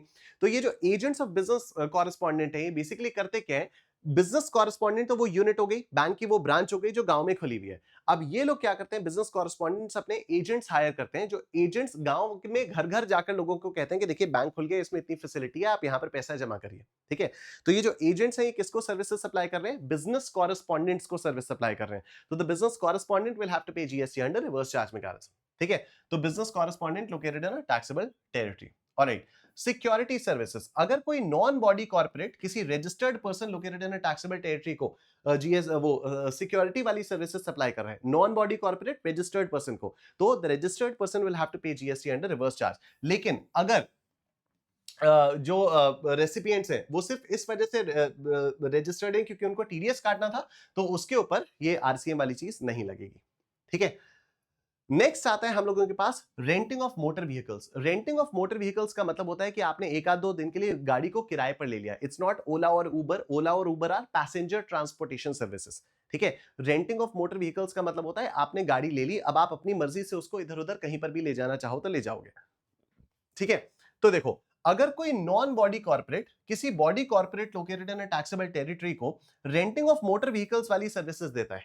ठीक है, अगर कोई नॉन बॉडी कॉर्पोरेट किसी body corporate located in a taxable territory को रेंटिंग ऑफ मोटर व्हीकल्स वाली सर्विस देता है, तो this body corporate located in a taxable territory will have to pay GST under reverse charge mechanism. लेकिन GTA की तरह यहां पर रेंटिंग ऑफ मोटर व्हीकल्स के पास भी दो ऑप्शंस हैं. रेंटिंग ऑफ मोटर व्हीकल्स चाहे तो वो या तो रिवर्स चार्ज में जीएसटी पे करवा सकती है, 5% का रेट लगेगा, या तो रेंटिंग ऑफ मोटर व्हीकल्स चाहे तो वो फॉरवर्ड चार्ज में भी जीएसटी पे कर सकती है 18% के रेट पर. ठीक है, 18% के रेट पर जीएसटी पे कर सकती है और आईटीसी ले सकती है. पहले यहां का भी रेट 12% था, अब इसका भी रेट 18% हो गया फ्रॉम 22 सितंबर 2025. ठीक है, ध्यान से मेरी बात सुनना. हम लोगों ने जीटीए में बात की थी कि जीटीए में की सर्विसेज में क्या होता है, या तो रेसिपिएंट 5% के रेट पर जीएसटी पे करता है रिवर्स चार्ज में, और लेकिन अगर जीटीए चाहे तो जीटीए भी 5% फॉरवर्ड चार्ज में भी जीएसटी पे कर सकता है, लेकिन जीटीए को आईटीसी बिल्कुल भी नहीं मिलेगा 5% पे. हाँ, अगर जीटीए ने 18% पर जीएसटी पे किया तो जीटीए को पूरा का पूरा आईटीसी मिल जाएगा. रेंटिंग ऑफ मोटर व्हीकल्स में एक छोटू सा ट्विस्ट है. वो क्या है कि अगर मान लो रेंटिंग ऑफ मोटर व्हीकल्स वाला जो भी सप्लायर है, जो भी नॉन बॉडी कॉर्पोरेट सप्लायर है, वो अगर 5% के रेट पर फॉरवर्ड चार्ज में जीएसटी पे करना चाहता है, तो उसको सेम लाइन ऑफ बिजनेस के लिए जो भी उसने जीएसटी पे किया उसका क्रेडिट मिल जाएगा. सर मतलब मान लो कोई एक रेंटिंग ऑफ मोटर व्हीकल्स वाली कंपनी है जूम कार, ठीक है, और एक और कोई कंपनी है बूम कार. मैंने जूम कार को फोन किया, मैंने कहा मुझे गाड़ी चाहिए. जूम कार ने कहा मिल जाएगी, पर जूम कार के पास गाड़ी थी नहीं. जूम कार ने बूम कार को फोन किया और जूम कार ने बूम कार से कहा कि सुन गाड़ी भिजवा दे, मुझे अपने कस्टमर को देनी है. बूम कार से जूम कार ने सर्विसेज ली, तो जूम कार ने बूम कार से सेम लाइन ऑफ सर्विसेज ली, रेंटिंग ऑफ मोटर व्हीकल्स वाली, और वही सर्विसेज मुझे पास ऑन कर दी. तो इस पर जो भी जूम कार ने बूम कार को जीएसटी पे किया होगा उसका क्रेडिट जूम कार को मिल जाएगा, even if zoom car is paying 5% GST under forward charge mechanism. ठीक है, तो देखो अब यहां पर क्या हो जाता है, person liable to pay tax under renting of motor vehicle service when GST is payable at 5%, where GST is payable at 5% with limited ITC from the same line of business. ठीक है, तो देखो, if the supplier is other than body corporate, if the supplier is other than body corporate and recipient is a body corporate, तब तो reverse charge लगेगा, recipient is liable to pay GST. ठीक है, if the supplier is other than body corporate, recipient is also other than body corporate. supplier भी body corporate नहीं है, recipient भी body corporate नहीं है, तो फॉरवर्ड चार्ज लगेगा and supplier is liable to pay GST. और इस पर supplier, if the supplier is liable to pay GST, तो इस पर वो मिल जाएगा, इसको लिमिटेड आईटीसी मिलेगा। ठीक है, लिमिटेड आईटीसी मिलेगा। अगर मान लो सप्लायर बॉडी कॉर्पोरेट है तब तो फॉरवर्ड चार्ज लगेगा। अगर सप्लायर बॉडी कॉर्पोरेट है तो फॉरवर्ड चार्ज लगेगा। ठीक है, तो supplier will be liable to pay GST. और अगर जीएसटी 18% के रेट पर पे किया जाएगा फुल आईटीसी के साथ, तो फॉरवर्ड चार्ज लग जाएगा and supplier will be liable to pay GST. ठीक है, supplier will be liable to pay GST. And हमारी जो आखिरी सर्विस आती है वो आती है लेंडिंग ऑफ सिक्योरिटीज। मेरे पास अगर शेयर्स है, मैं अपने शेयर्स को उधार पर दे सकता हूं। ठीक है, मैं अपने शेयर्स को उधार पर दे सकता हूं, तो मैं सप्लायर हूं और जो मुझे किराया देगा इन शेयर्स का वो हो जाएगा रेसिपिएंट। तो यहां पर रेसिपिएंट को रिवर्स चार्ज में जीएसटी पे करना होगा। ठीक है, तो लेंडर और बोरोवर, तो borrower will have to pay GST under reverse charge. ठीक है, अब यहां पर एक लाइन लिखी हुई है कि इसके जो भी प्रोविजंस है, the provisions of reverse charge notification in so far as they apply to central government, state government shall also apply to the parliament and state legislature, courts and tribunals। ठीक है, तो जो ये प्रोविजन सेंट्रल गवर्नमेंट और state government है, central government और state government को applicable होते हैं, तो ये पार्लियामेंट, स्टेट लेजिस्लेचर, कोर्ट्स और ट्रिब्यूनल्स को भी एप्लीकेबल हो जाते हैं। ठीक है, ये हम लोगों ने सेक्शन 9(3) में जितनी भी सर्विसेज थी रिवर्स चार्ज वाली, उनके बारे में हम लोगों ने अपना डिस्कशन कंप्लीट किया। अब हम लोग आते हैं सेक्शन 9(4) वाले पे। और 9(4) में जैसा कि मैंने आपको बताया कि मैं अनरजिस्टर्ड हूं सप्लायर। ठीक है, सॉरी, मैं रजिस्टर्ड रेसिपिएंट हूं। कोई अनरजिस्टर्ड सप्लायर से अगर मैं सामान खरीदता हूं तो I will have to pay GST under reverse charge mechanism as a registered person. लेकिन सारी सप्लाईज यहां पर इंक्लूड नहीं की गई हैं, यहां पर सिर्फ छोटी सी एक सप्लाई इंट्रोड्यूस की गई है और वो है बिल्डर्स और प्रमोटर्स के लिए। ठीक है, तो मतलब अगर कोई प्रमोटर या बिल्डर है, प्रमोटर मतलब वही बिल्डर ही हो गया, तो अगर कोई बिल्डर या प्रमोटर है जो कि बिल्डिंग्स बनाता है, ठीक है, जो कि बिल्डिंग्स बनाता है, वो अगर किसी अनरजिस्टर्ड पर्सन से सामान खरीदता है तो उसको रिवर्स चार्ज में जीएसटी पे करना होता है। ठीक है, अब यहां पर ध्यान से मेरी बात सुनना। तो ये है भाई section 9(4), registered person receives taxable supplies from unregistered supplier. ठीक है, registered person receives taxable supplies from unregistered supplier, recipient यानी रजिस्टर्ड पर्सन पेज जीएसटी। ठीक है, अब 9(3) में क्या है, 9(3) applies to specified categories of service, जो हम लोगों ने अभी अभी देखा, जीटीए, लीगल वगैरह वगैरह। 9(4) क्या है, applies to supplies from unregistered persons. ठीक है, प्राइमरी एप्लीकेशन जो कि करंट सिनेरियो है वो रियल एस्टेट सेक्टर है प्रमोटर्स के लिए। ठीक है, वो रियल एस्टेट सेक्टर है प्रमोटर्स के लिए। मेरी बात बहुत ध्यान से आप लोग सुनते रहना, क्योंकि ये आप लोगों के एग्जाम में आने की इसकी बहुत ज्यादा चांसेस हैं। जनवरी 26 के अटेम्प्ट तक ये वाली चीज आपके स्टडी मटेरियल में रहती थी, लेकिन वो ऑप्शन में रहती थी। उस पे आईसीएआई ने नोट लिखा हुआ था कि this is only for students reference purpose, this is not going to be applicable for your exams. ठीक है, तो अगर आप लोगों ने मेरी जनवरी 26 वाली क्लासेस कभी भी ली होंगी या आपने रिवीजन सेशन देखा होगा, तो आपको पता होगा कि ये वाली चीज मैंने जनवरी 26 से पहले कभी भी नहीं पढ़ाई है। ठीक है, और हमेशा मैं यही बोलता था कि ये किताब में दिया हुआ है, लेकिन वहां पर लिखा हुआ है कि this is not to be asked in exams. But उस पर्टिकुलर लाइन को मई 26, सितंबर 26 और जनवरी 27 वाले अटेम्प्ट के स्टडी मटेरियल वाले एडिशन से हटा दिया गया है। ठीक है, तो now this can be asked in your exams. Done. देखो, GST rates in real estate, होता क्या है जीएसटी रेट? एक तो 1% जीएसटी आप दे सकते हो, आईटीसी का क्लेम आप नहीं ले सकते। ठीक है, या तो आप 1% जीएसटी दे दो, आईटीसी का क्लेम मत लो, या तो आप 5% जीएसटी दे दो या और आईटीसी का क्लेम मत लो। ठीक है, जब दोनों ही में आईटीसी का क्लेम नहीं मिलना, जब दोनों में ही आईटीसी का क्लेम नहीं मिलना, तो ये दो अलग अलग रेट्स क्यों, अलग अलग टाइप्स के लिए।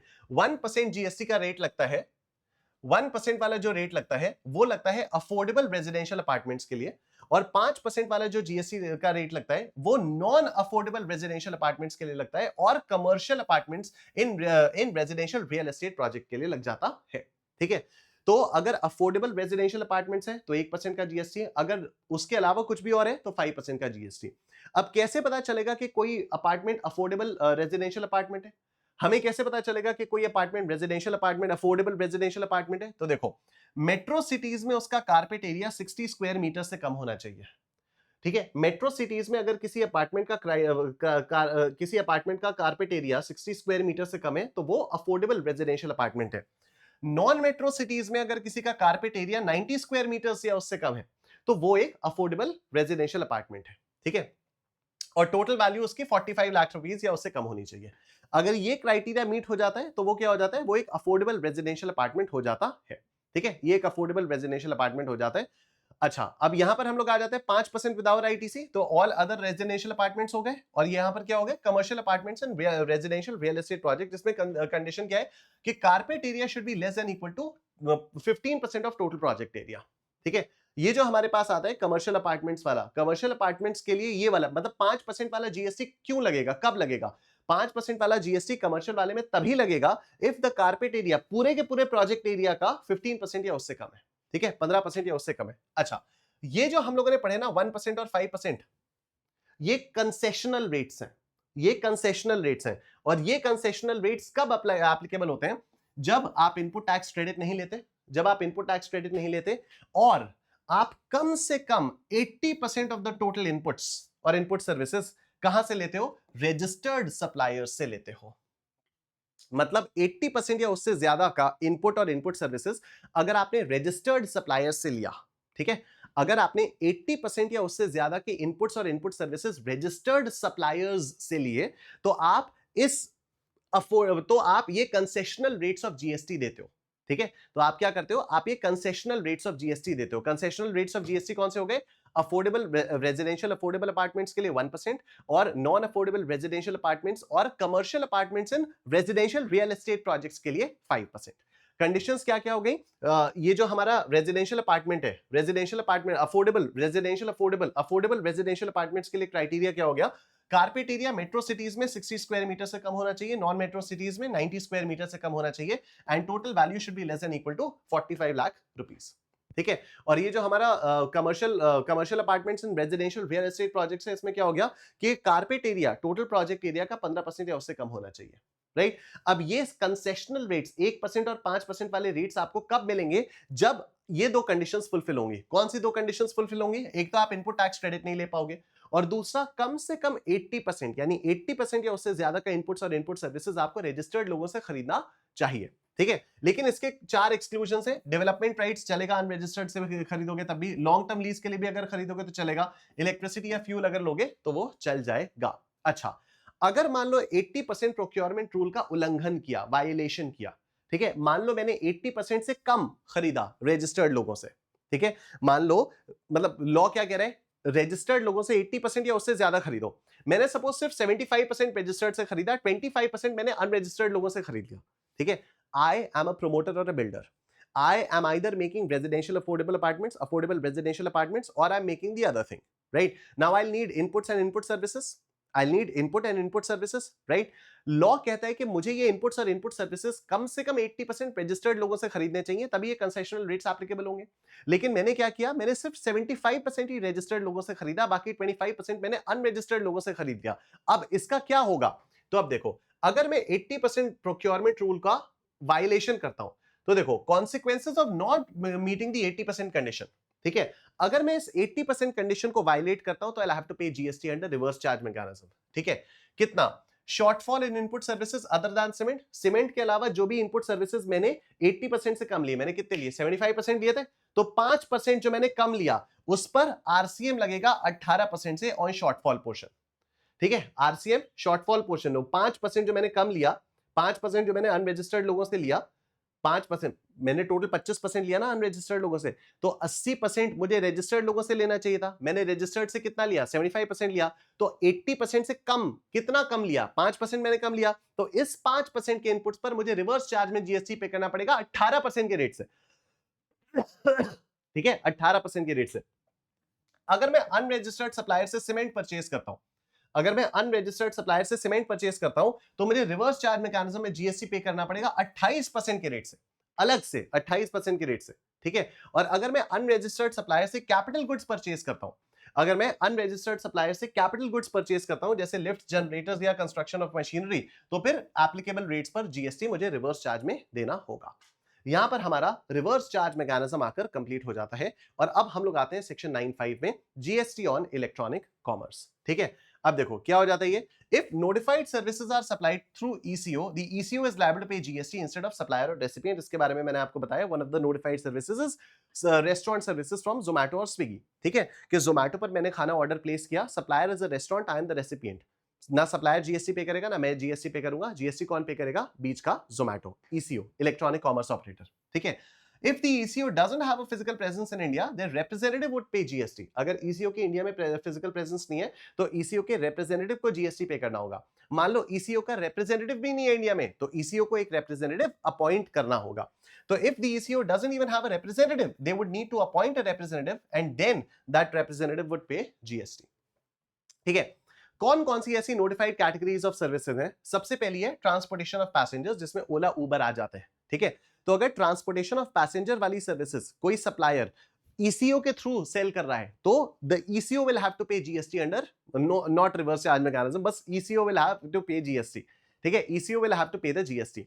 लेकिन अगर ये ट्रांसपोर्टेशन ऑफ पैसेंजर्स वाली सर्विसेज ओमनी बस के थ्रू हो रही है, ठीक है, ध्यान से सुनना, अगर ये पैसेंजर ट्रांसपोर्टेशन वाली सर्विसेज ओमनी बस के थ्रू हो रही है तो फिर देखना पड़ेगा कि सप्लायर कौन है. अगर सप्लायर कंपनी है तब तो supplier only will have to pay GST, otherwise ECO will pay GST. ठीक है. देखो, तो अगर radio, taxi, motor cab, maxi cab, motorcycle including omni bus, तो ओला उबर वाला, तो कौन जीएसटी पे करेगा? ईसीओ जीएसटी पे करेगा. ठीक है. लेकिन अगर ओमनी बस हुआ तो फिर क्या होगा? देखना पड़ेगा. अगर सप्लायर कंपनी है तब तो कंपनी जीएसटी पे करेगी, अगर सप्लायर इंडिविजुअल है तो ईसीओ विल पे जीएसटी. ठीक है. तो ईसीओ विल पे जीएसटी.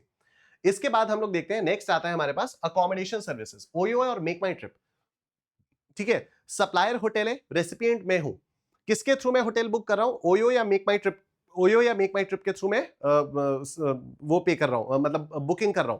ठीक है. तो ओयो या मेक माई ट्रिप को जीएसटी पे करना होगा, ईसीओ को जीएसटी पे करना होगा. लेकिन अगर मान लो होटल इतना बड़ा है, मैं मेक माई ट्रिप के थ्रू अगर ताज की बुकिंग कर रहा हूं तो ताज तो जीएसटी में रजिस्टर्ड होगा ना, then supplier only will have to pay GST.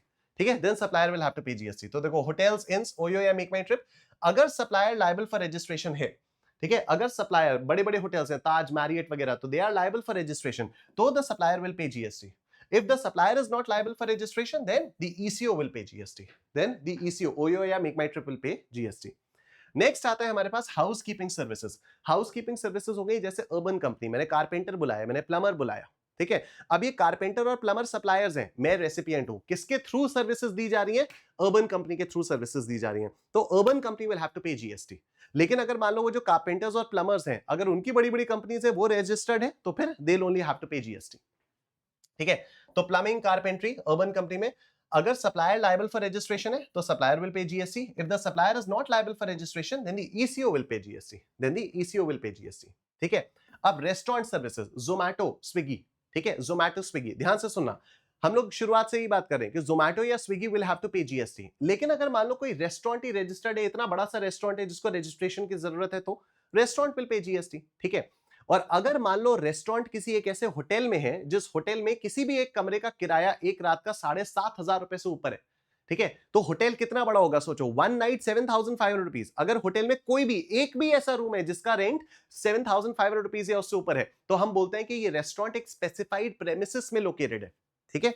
एक स्पेसिफाइड प्रेमिसेस में लोकेटेड है. तो if a restaurant is located in a specified premises, then the restaurant only will have to pay GST. Then ECO won't pay GST, then Zomato won't pay GST. ठीक है.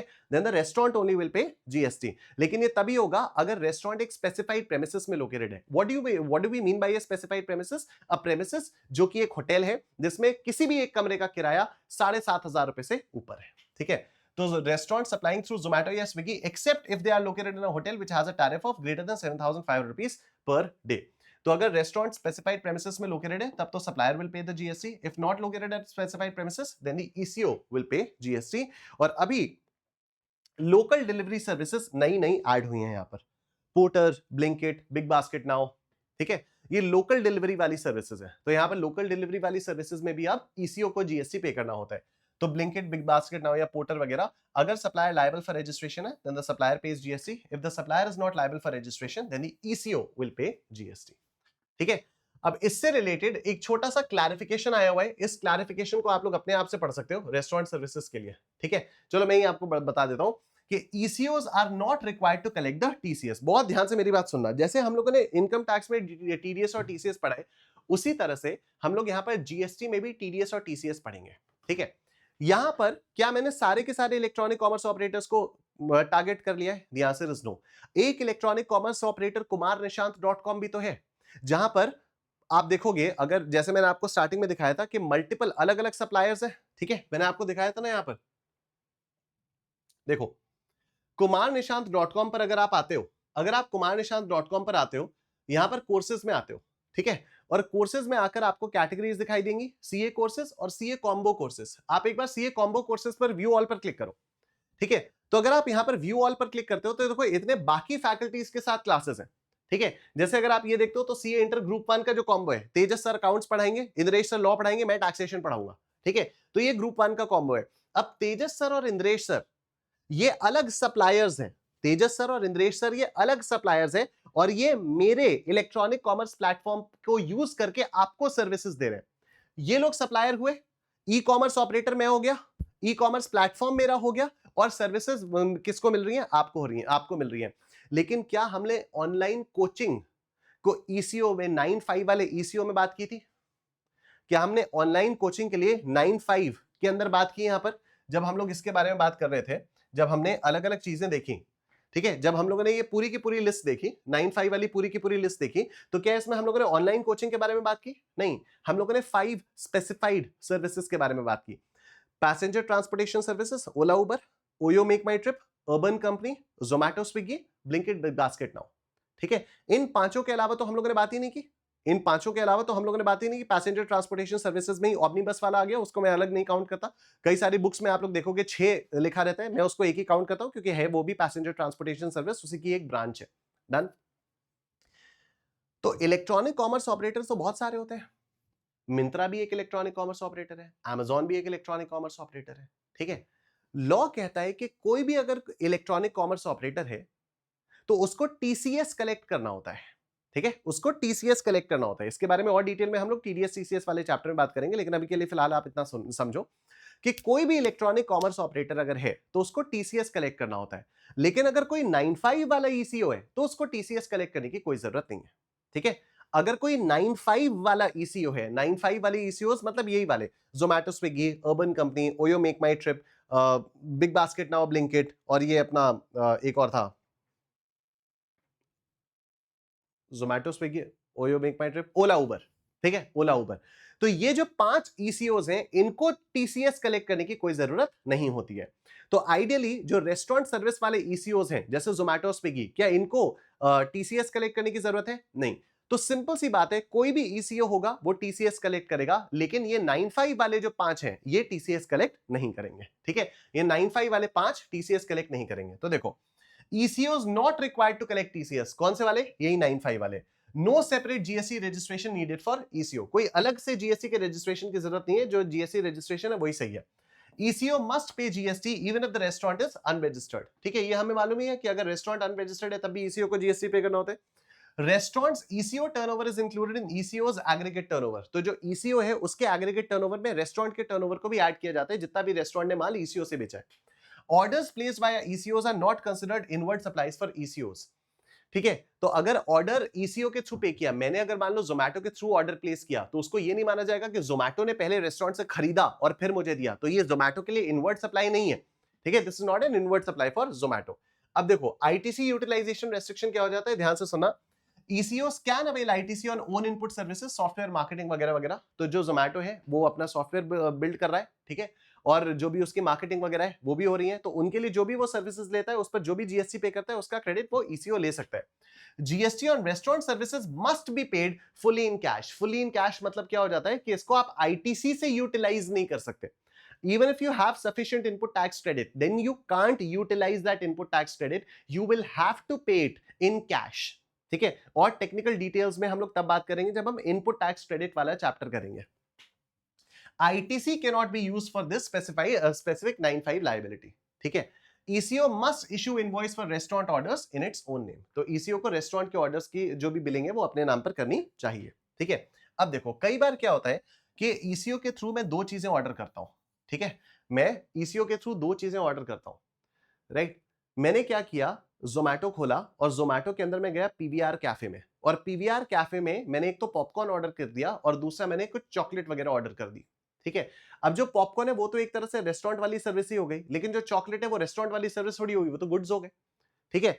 तो अब अगर मैंने जोमैटो पे ऑर्डर प्लेस किया तो एक तो रेस्टोरेंट सर्विसेज वाली हो गई जो 9-5 में स्पेसिफाइड है कि ईसीओ को जीएसटी पे करना है, और मैंने ईसीओ से गुड्स भी ऑर्डर कर दिए, तो क्या गुड्स ऑर्डर करना 9-5 में स्पेसिफाइड है? The answer is no। तो देखो क्या होता है, ECO is liable only for restaurant service portion. Advisable for ECO to issue separate invoices for restaurant service. Actual supplier issues invoice for non 95 goods.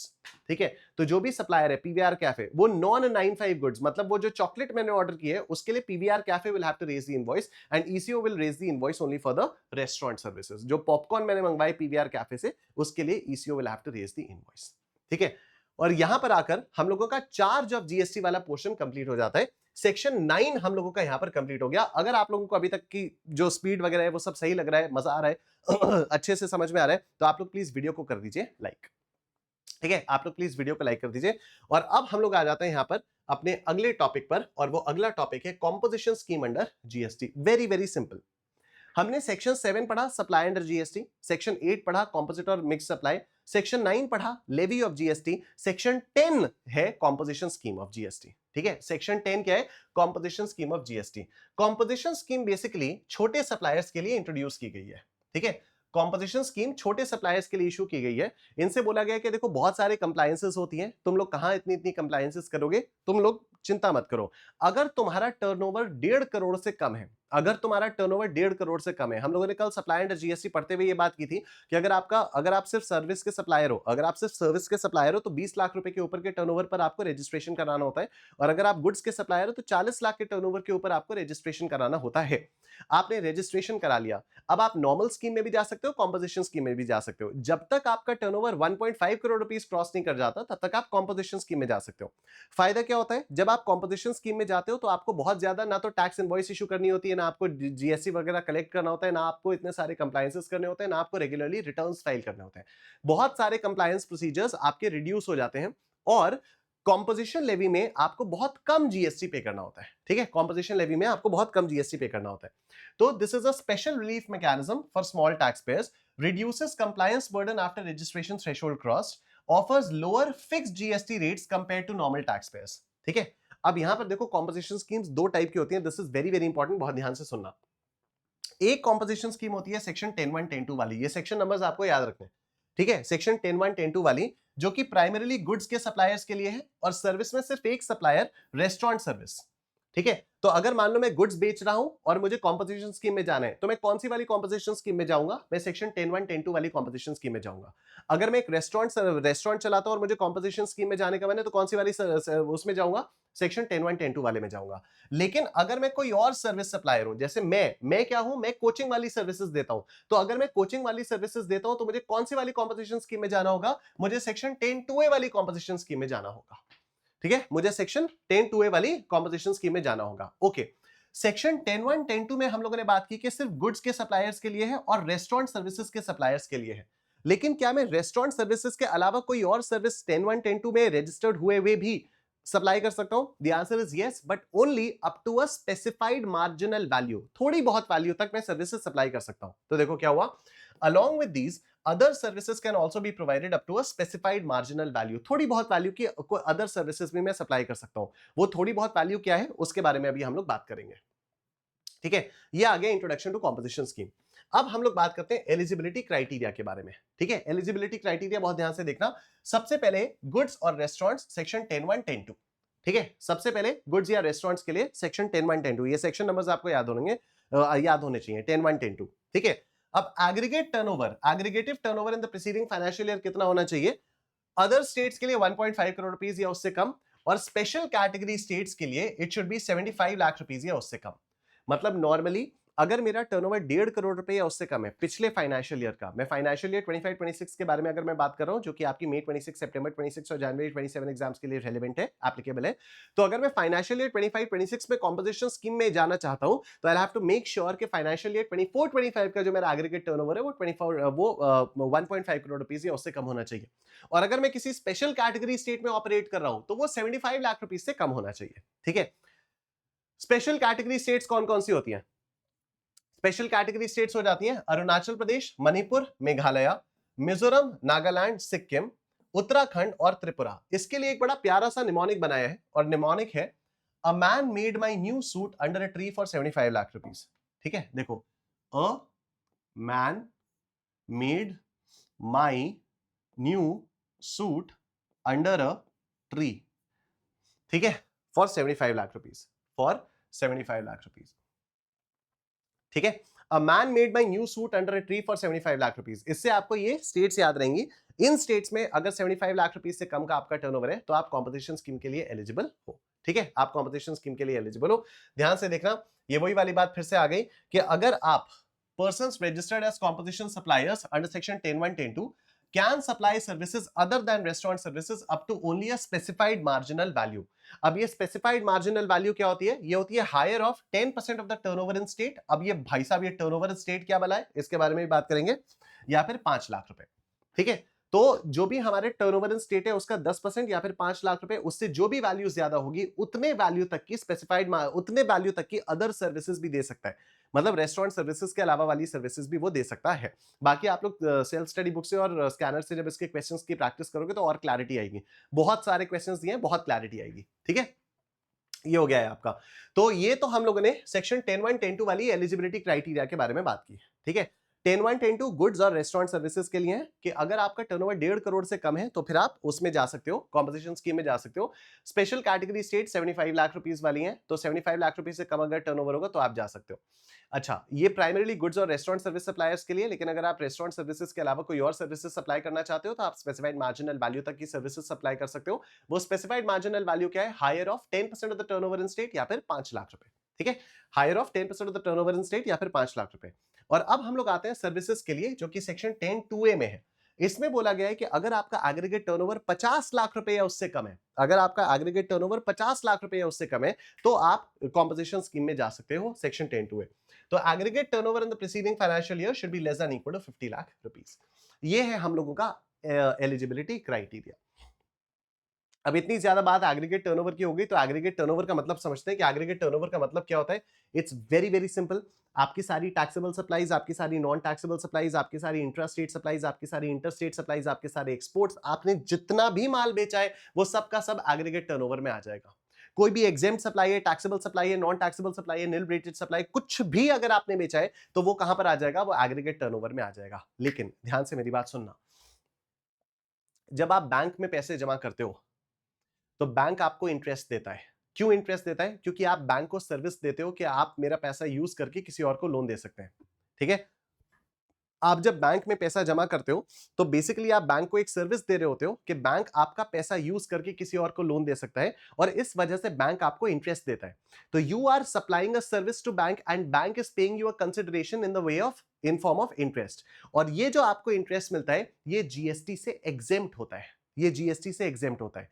तो ideally ये भी तो एक सप्लाई ही हो गई, तो ये जो भी इंटरेस्ट आपको मिला है ये भी कंसिडरेशन हो गई, तो ये भी आपके एग्रीगेट टर्नओवर में ऐड होना चाहिए। होता है, बिल्कुल होता है, बिल्कुल होता है। लेकिन आप लॉजिकली सोचो, मेरा एग्रीगेट टर्नओवर सपोज, मेरा aggregate turnover suppose 1 crore 49 lakh rupees आ रहा है और मुझे बैंक से 1 लाख रुपए का इंटरेस्ट आ गया, ये चलो 1.5 लाख रुपए का मुझे बैंक से इंटरेस्ट आ गया, तो 1.5 लाख रुपए का जो मुझे बैंक से इंटरेस्ट आया ये भी एग्रीगेट टर्नओवर में ऐड हो जाएगा। तो मेरा एग्रीगेट टर्नओवर कितना हो जाएगा? 1 लाख, 1 करोड़ 50 लाख जो भी आएगा। ठीक है, 1 करोड़ 49 लाख रुपीस अगर है, 1 करोड़ 49 लाख रुपीस है और उसमें 1.5 लाख रुपए अगर और जुड़ गया तो कितना आ जाएगा? 50 लाख 50,000। ठीक है, तो 1 करोड़ 50 लाख 50,000 रुपीस आ जाएगा। तो जैसे ही मेरा aggregate turnover 1 crore 50 lakh rupees को क्रॉस कर जाएगा तो क्या मैं कॉम्पोजिशन स्कीम के लिए एलिजिबल होऊंगा? The answer is no, the answer is no. But ये तो बड़ा अनफेयर हो गया ना, मैं अपना पैसा बैंक में भी नहीं रखूंगा क्या? मैं अपना पैसा बैंक में तो रखूंगा। तो एग्रीगेट टर्नओवर के अंदर ये 1.5 करोड़ रुपए इंक्लूड किया जाता है, लेकिन only for the purpose of checking the eligibility for composition scheme इस इंटरेस्ट को एक्सक्लूड कर दिया जाता है।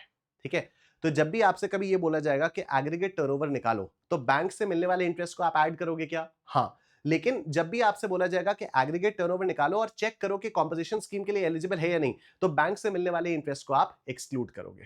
ठीक है, तो बैंक से मिलने वाले इंटरेस्ट को आप एक्सक्लूड करोगे। तो देखो, includes all taxable supplies, exempt supplies, exports, interstate supplies with same pan all India basis, excludes inward supplies under reverse charge mechanism. ये ऑब्वियस सी बात है, यहां पर लिखने की कोई जरूरत नहीं थी। इनवर्ड सप्लाई आपका टर्नओवर कैसे हो सकता है? आप खरीद रहे हो ना उसको, आप खरीद रहे हो, आपको रिवर्स चार्ज में जीएसटी पे करना है, उससे क्या ही फर्क पड़ता है? लेकिन है तो वो आपकी खरीद। तो अगर किसी भी चीज को आप खरीद रहे हो तो वो आपकी सप्लाई नहीं हो सकती, वो आपके टर्नओवर नहीं हो सकता। ठीक है, तो लिखने का कोई सेंस नहीं था। Exclude CGST, SGST, UTGST, IGST and cess. अगर मैं कुछ भी बेच रहा हूं और आपसे जीएसटी ले रहा हूं तो क्या वो मेरा टर्नओवर का पार्ट बनेगा? नहीं। क्यों? क्योंकि जो जीएसटी लिया है वो तो मुझे सरकार को देना होगा ना, वो मेरी सेल कहां से हुई? तो ये भी आपके एग्रीगेट टर्नओवर में नहीं आएगा। एक्सक्लूड्स एग्जेम्प्ट इंटरेस्ट या discount income from deposits, loans और एडवांसेस। ठीक है, तो अगर आपने किसी कहीं बैंक में जब पैसा जमा किया, वहां से आपको इंटरेस्ट मिला, तो टेक्निकली एग्रीगेट टर्नओवर में ऐड किया जाता है, लेकिन just for the purpose of finding the eligibility criteria for composition scheme, उसको यहां से एक्सक्लूड कर दिया जाता है। बट अगर क्वेश्चन में पूछा जाएगा कि एग्रीगेट टर्नओवर निकालो, तो यू विल ऐड इट। लेकिन अगर क्वेश्चन में कहा जाएगा कि एग्रीगेट टर्नओवर निकाल कर ये बताओ कि वो कॉम्पोजिशन स्कीम के लिए एलिजिबल है या नहीं, तो फिर आप उसको नहीं ऐड करोगे। ठीक है, ये हो जाता है एग्रीगेट टर्नओवर। अब कौन कौन से लोग कॉम्पोजिशन स्कीम में एलिजिबल नहीं है? कौन कौन से लोग कॉम्पोजिशन स्कीम के लिए एलिजिबल नहीं है? तो देखो, suppliers of services other than restaurant services except marginal allowance, ये सेक्शन 10(1) 10(2) के बारे में बात हो रही है।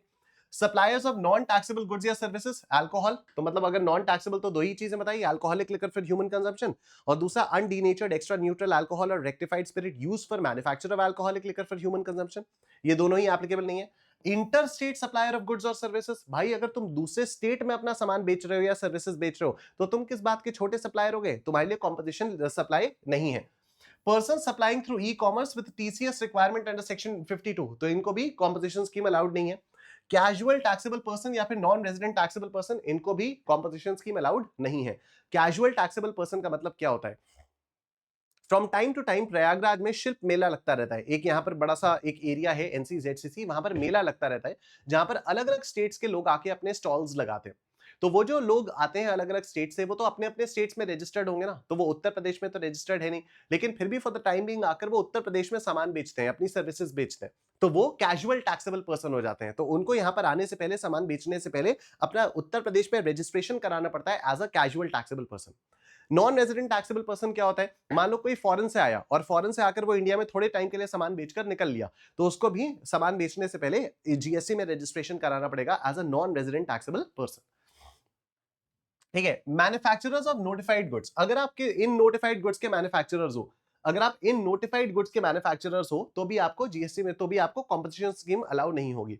कौन से नोटिफाइड गुड्स हैं? Ice cream and edible ice, paan masala, aerated water, tobacco and tobacco substitutes, fly ash bricks, aggregates and blocks, bricks of fossil meals और सिलिशियस अर्थ्स, बिल्डिंग ब्रिक्स और अर्दन और रूफिंग टाइल्स। कैसे इसको याद रखोगे? एक कंस्ट्रक्शन साइट इमेजिन करो।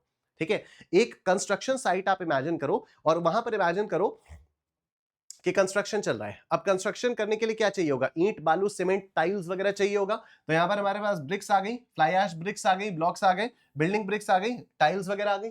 ठीक है, और जो भी मजदूर होंगे वो क्या करेंगे? तंबाकू खाएंगे, बीड़ी पिएंगे। ठीक है, तंबाकू खाएंगे, बीड़ी पिएंगे, तो तंबाकू खाएंगे, बीड़ी पिएंगे, पान मसाला खाएंगे, तंबाकू खाएंगे, बीड़ी पिएंगे। ठीक है, जब ये बिल्डिंग बन जाएगी, वहां पर अमीर लोग रहेंगे, और अमीर लोग क्या करेंगे? कोल्ड ड्रिंक पिएंगे, आइसक्रीम खाएंगे। तो ये कोल्ड ड्रिंक पिएंगे, एरिएटेड वाटर और आइसक्रीम खाएंगे। तो इससे आपको याद हो जाएगा। लेकिन ध्यान रखना, अगर कोई ट्रेडर है इन गुड्स का, तो वो कॉम्पोजिशन स्कीम के लिए एलिजिबल है। It's only for the manufacturers of these particular goods के कॉम्पोजिशन स्कीम एलिजिबल, आपके कॉम्पोजिशन स्कीम एप्लीकेबल नहीं है। ठीक है, तो ये पर्टिकुलर चीजें अगर कोई मैन्युफैक्चर करता है, तो वो कॉम्पोजिशन स्कीम के लिए इनएलिजिबल हो जाता है। अब कॉम्पोजिशन स्कीम के टैक्स रेट्स क्या है? ठीक है, कॉम्पोजिशन स्कीम के टैक्स रेट्स क्या है? तो सबसे पहले हम लोग बात करेंगे सेक्शन 10(1) 10(2), ठीक है, मतलब गुड्स और रेस्टोरेंट सर्विसेज के लिए। अब जो गुड्स है उसमें दो चीजें आ सकती हैं, मैन्युफैक्चरर्स और ट्रेडर्स, और रेस्टोरेंट सर्विस और रेस्टोरेंट सर्विस है। तो मैन्युफैक्चरर्स के लिए द रेट इज 1%। ठीक है, 1% किसका? Of turnover in state. Turnover in state का मतलब क्या हो जाता है? वही जो एग्रीगेट टर्नओवर का मतलब है, मोटा मोटी वही हो गया जो एग्रीगेट टर्नओवर का मतलब है। ठीक है, टर्नओवर इन स्टेट का मतलब वही हो जाता है एग्रीगेट टर्नओवर का जो मतलब है। लेकिन एक छोटू सा इसमें ट्विस्ट है, वो भी मैं अभी आपको बताऊंगा, आपको अपने आप ही लॉजिकली समझ में आ जाएगा। ठीक है, रेस्टोरेंट सर्विसेज के लिए 5% of turnover in state, turnover in state. ठीक है, और ट्रेडर्स के लिए 1% of turnover of taxable supplies in state. ठीक है, ध्यान से देखना, यहां टर्नओवर इन स्टेट, यहां टर्नओवर इन स्टेट, यहां turnover of taxable supplies in state. मतलब क्या हुआ? मतलब क्या हो गया? सपोज मैं एक मैन्युफैक्चरर हूं, ठीक है, मैं 2 लाख रुपए की टैक्सेबल सप्लाईज दे रहा हूं, 3 लाख रुपए की एग्जेम्प्ट सप्लाईज दे रहा हूं, टोटल कितना हो गया? 5 लाख रुपए। मुझे पूरे 5 लाख रुपए का 1% जीएसटी देना होगा if I am a manufacturer. लेकिन अगर मैं ट्रेडर हूं, मैं 2 लाख रुपए की टैक्सेबल सप्लाई दे रहा हूं, 3 लाख की एग्जेम्प्ट सप्लाई, मुझे सिर्फ 2 लाख का 1% जीएसटी देना होगा if I am a trader. ठीक है, तो टैक्सेबल सप्लाईज का 1% वो ट्रेडर देगा। डन। सेक्शन 10(2)(a) में क्या है, बाकी सर्विसेज के लिए, तो बाकी सर्विसेज के लिए simply 6% of turnover in state, ठीक है, 6% of turnover in state, done. अगर मैं कॉम्पोजिशन स्कीम में रजिस्टर्ड हूं और मैं कोई ऐसी सप्लाई ले रहा हूं जिस पर मुझे रिवर्स चार्ज में जीएसटी पे करना है, ठीक है, अगर मैं कॉम्पोजिशन स्कीम में रजिस्टर्ड हूं और मैं कोई ऐसी सप्लाई ले रहा हूं जिस पर मुझे रिवर्स चार्ज में जीएसटी पे करना है, तो उस पर मैं वो जो नॉर्मल एप्लीकेबल रेट है वही वाला जीएसटी मुझे पे करना होगा। वहां मैं ये नहीं बोल सकता कि कॉम्पोजिशन वाला रेट लगा दूंगा, ठीक है। तो reverse charge mechanism, composition epsilon naught available for RCM suppliers, RCM supplies tax at regular rates, ठीक है, ये आ गया। अब टर्नओवर इन स्टेट का मतलब समझते हैं, टर्नओवर इन स्टेट का मतलब समझते हैं। मैं आपको एक सिंपल सा एग्जांपल देता हूं, ध्यान से सुनना मेरी बात, ठीक है। ये है 1 अप्रैल 2025, ये है 1 जून 25, ये है 31 दिसंबर 2025, ठीक है। ध्यान से सुनना, यहां से लेकर यहां तक जो मेरा टर्नओवर था वो टर्नओवर था 40 लाख रुपीस, मेरा टर्नओवर था 40 लाख रुपीस, ठीक है। मतलब यहां मेरा टर्नओवर 40 लाख रुपीस क्रॉस कर गया। यहां से लेकर यहां तक जो मेरा टर्नओवर है वो है लेट्स से 50 लाख रुपीस, ठीक है। अब मेरा एग्रीगेट टर्नओवर कितना हो गया, मेरा एग्रीगेट टर्नओवर हो गया 90 लाख रुपीस। ध्यान से देखो, सबको समझ में आ रही है बात, ठीक है। मेरा जो एग्रीगेट टर्नओवर हो गया वो हो गया 90 लाख रुपीस, ठीक है। लेकिन मुझे टैक्स किस पर देना होगा भाई? शुरुआत में मैंने अपना बिजनेस स्टार्ट किया, जब तक 40 लाख रुपए का मेरा टर्नओवर क्रॉस नहीं होगा, क्या मैं रजिस्ट्रेशन के लिए लायबल हूं? नहीं, मैं रजिस्ट्रेशन के लिए लायबल नहीं हूं। अगर तो यहां पर मुझे रजिस्ट्रेशन के लिए अप्लाई करना होगा, मैं रजिस्ट्रेशन ले लूंगा। तो क्या रजिस्ट्रेशन लेने के बाद मुझे इस 40 लाख रुपए के ऊपर भी जीएसटी पे करना पड़ेगा? ध्यान से नो ना, क्या बेवकूफी है ये भाई? अगर इस 40 लाख पर भी जीएसटी लेना ही था, अगर इस 40 लाख रुपए पर भी जीएसटी लेना ही था, तो 40 लाख तक का एग्जेम्पशन क्यों किया रजिस्ट्रेशन से? ठीक है, तो मैं 40 लाख तक मुझे जीएसटी का रजिस्ट्रेशन लेने की जरूरत ही नहीं है। तो अगर मैं यहां पर आकर रजिस्ट्रेशन लेता भी हूं तो I won't have to pay GST on this 40 lakh rupees, right? I will not have to pay GST on this 40 lakh rupees. So now aggregate turnover is 90 lakh rupees. But on what amount will I have to pay the GST? I'll have to pay the GST only on 50 lakh rupees. So this is turnover in state. ठीक है, this is turnover in state. लेकिन अब एक बार अगर ये हो गया, अगले साल जब मैं आऊंगा, ठीक है, 1 अप्रैल 2026, 1 अप्रैल 2026, ये मान लो 31 मार्च 2026, इस पूरे साल में मेरा जो टर्नओवर आया वो आया 1 करोड़ 40 लाख रुपीस। अब मुझे पूरे के पूरे 1 करोड़ 40 लाख रुपीस पर टैक्स देना पड़ेगा। क्यों? क्योंकि इस वाले साल में मैं जीएसटी में रजिस्टर हो गया, है ना। इस वाले साल में जब मैं जीएसटी में रजिस्टर हो गया, तो अब अगले साल से तो 1 रुपए का भी टर्नओवर होगा तो मुझे जीएसटी पे करना पड़ेगा। तो अगले साल के लिए this entire thing will be my turnover in state. यहां पर मैंने नया नया बिजनेस स्टार्ट किया था, तो 40 लाख तक का एग्जेम्पशन मिला था मुझे रजिस्ट्रेशन से, ठीक है। तो इस वाले साल में 50 lakh rupees is the turnover in state. अगले साल the entire 1 crore 40 lakh rupees is my turnover in state, simple, ठीक है। मान लो यहां पर 31 मार्च 26, ठीक है। चलो एक काम और करते हैं, ये है 1 अप्रैल 25, ये है 1 जून 25, ये है 1 दिसंबर 25 और ये है 31 मार्च 26, ठीक है। यहां से यहां तक मेरा टर्नओवर था 40 लाख रुपीस। यहां से यहां तक मेरा टर्नओवर कितना था? 40 लाख रुपीस था, ठीक है। यहां से यहां तक जो मेरा टर्नओवर था वो था 1 करोड़ 50 लाख, वो था 1 करोड़ 10 लाख रुपीस, 1 करोड़ 10 लाख रुपीस, ठीक है। और यहां से लेकर यहां तक जो मेरा टर्नओवर था, यहां से लेकर यहां तक जो मेरा टर्नओवर था वो था 50 लाख रुपीस। वो क्या था? वो था 50 लाख रुपीस। बहुत ध्यान से मेरी बात सुनना, यहां से लेकर यहां तक मुझे कोई जीएसटी पे करना है क्या? No GST, no GST. फिर यहां से लेकर यहां तक मुझे कितना जीएसटी पे करना है? मुझे कॉम्पोजिशन रेट से जीएसटी पे करना है, ठीक है। अगर मैं सर्विसेज वाला मान लेता हूं 10(2)(a) का, तो कॉम्पोजिशन रेट क्या हो गया सर्विसेज का? 6% हो गया, तो मुझे इस पर 6% का जीएसटी पे करना है, ठीक है। अब यहां तक आते आते क्या ये टर्नओवर, सॉरी सर्विसेज नहीं, मैं गुड्स मान लेता हूं यार, मैं गुड्स मान लेता हूं 1%, ठीक है, गुड्स मान लेते हैं 1%, डन। तो यहां से लेकर यहां पर 1.5 करोड़ रुपए क्रॉस हो गया, क्या हो गया? 1.5 करोड़ रुपए क्रॉस। यहां पर 40 प्लस ये 1 10, तो 1.5 करोड़ क्रॉस हो गया। अब जैसे ही यहां पर 1.5 करोड़ क्रॉस हो गया, क्या अब मैं कॉम्पोजिशन स्कीम के लिए एलिजिबल हूं? नहीं।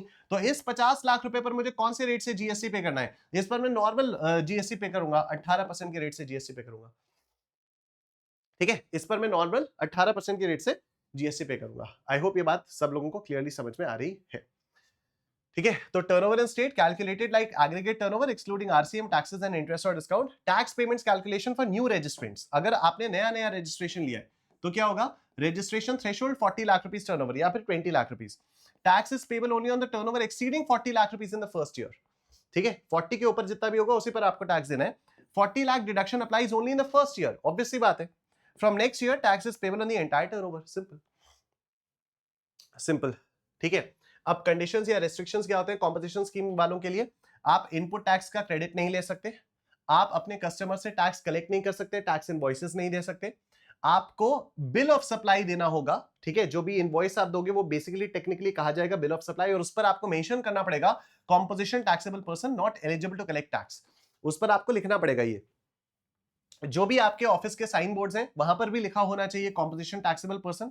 ठीक है, आप जो भी इनवर्ट सप्लाई करते हो जिस पर आपको रिवर्स चार्ज में जीएसटी देना है, उस पर रिवर्स चार्ज पे प्रॉपर्ली आप जीएसटी दोगे, तो pay tax and reverse charge on invert supplies including stock liable to RCM.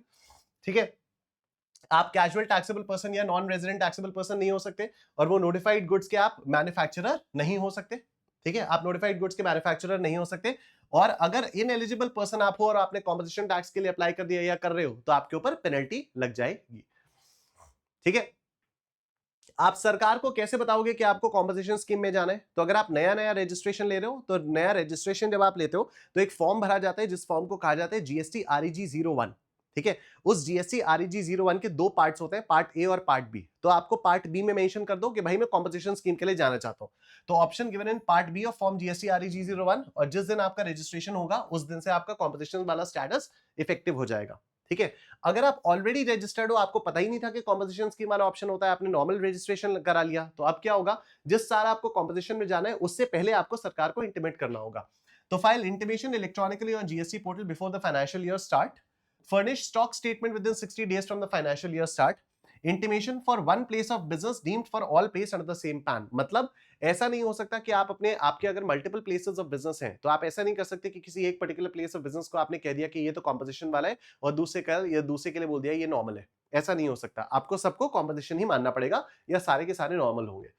ठीक है, जब आप कॉम्पोजिशन स्कीम में आ गए तो वो स्कीम कब तक आपकी वैलिड रहेगी, तो देखो अगर आपका टर्नओवर 1.5 करोड़ या 75 लाख या 50 लाख रुपए क्रॉस कर जाता है तब तो वो मैंडेटरी विथड्रॉ हो जाएगा। Then you must pay tax under the regular scheme from that day, वो मैंने आपको बताया ही। You must issue tax invoices thereafter and withdrawal intimation आपको फाइल करना पड़ेगा within 7 days। मतलब जब आपका टर्नओवर 50 लाख रुपए या 75 लाख रुपीस या 1.5 करोड़ रुपीस क्रॉस कर जाता है तो आपको 7 दिन के अंदर अंदर एक इंटिमेशन फाइल करना होगा कि अब आप नॉर्मल वाले हो। Tax paid as composition up to limit, normal tax on excess crossing in crossing year. ये हम लोगों ने पूरा डायग्राम बता के मैंने आपको बताया यहाँ पर, ये मैंने आपको बना के बता ही दिया। ठीक है, उसके बाद आता है वॉलंटरी विथड्रॉल। अगर मान लो आप वॉलंटरीली विथड्रॉ करना चाहते हो तो भी आप कर सकते हो। File application in prescribed form before withdrawal date, effective from the date indicated, not before financial year start. Denial by tax authorities, show cause notice if ineligible और कॉन्ट्रवीन प्रोविजंस। अगर आपने कॉम्पोजिशन स्कीम के लिए आप ineligible हो या आपने उसके प्रोविजंस को कॉन्ट्रवीन किया है तो आपको सरकार शो कॉज नोटिस देगी। ऑर्डर में deny option with retrospective effect, तो वो जो भी ऑर्डर पास करेगी वो ऐसा भी कह सकती है कि रेट्रोस्पेक्टिवली आप कॉम्पोजिशन स्कीम के लिए एलिजिबल नहीं थे, तो जितनी भी सप्लाईज पर आपने कॉम्पोजिशन स्कीम से टैक्स पे किया है आपको उस पर नॉर्मल टैक्स पे करना पड़ेगा। स्टॉक स्टेटमेंट ऑन विथड्रॉल या फिर denial, you will have to furnish the stock details within 30 days of the withdrawal और डिनायल ऑर्डर। और इसी के साथ हम लोगों का जीएसटी का चैप्टर नंबर 3 भी यहां पर आकर कंप्लीट हो जाता है। ठीक है, आई होप आप लोगों को ये वाली वीडियो हेल्पफुल लगी होगी। अगर अच्छा लगा तो एक बार चैनल को सब्सक्राइब जरूर कर देना, क्योंकि इस टाइप की बहुत हेल्पफुल वीडियोस आप लोगों के पास आती रहेंगी। सब लोगों के साथ इसको शेयर करना, कमेंट करके जरूर बताया करो प्लीज आप लोगों को सेशन कैसा लगा, because it takes a lot of effort to create these mind maps and then to make you revise all of these things in a concise manner yet covering the entire thing. तो आप लोग please comment अगर करते हो या फिर like कर देते हो तो मुझे बहुत अच्छा लगता है, बहुत मोटिवेशन फील होता है। तो आप लोग प्लीज कमेंट करके जरूर बताना आपको सेशन कैसा लगा। बाकी मैं कल रात को 9 बजे आपसे फिर से मिलता हूँ और प्लेस ऑफ सप्लाई का रिविजन हम लोग कल करेंगे। ठीक है, स्कैनर से और सेल्फ स्टडी बुक से क्वेश्चंस की प्रैक्टिस जरूर कर लेना। कहां से वो परचेज करनी है वो मैंने आपको बताया। Please do not take these things lightly, it's your attempt, it's your life, it's your decision, it's your career. ठीक है, तो अगर कुछ 500 रुपए की किताब या 600 रुपए की किताब अगर आपको खरीदनी पड़ रही है तो don't think of it as an expenditure, think of it as an investment for your future, for your future. ठीक है, चलो thank you so much everyone, take care, अपना ध्यान रखो, बाय बाय।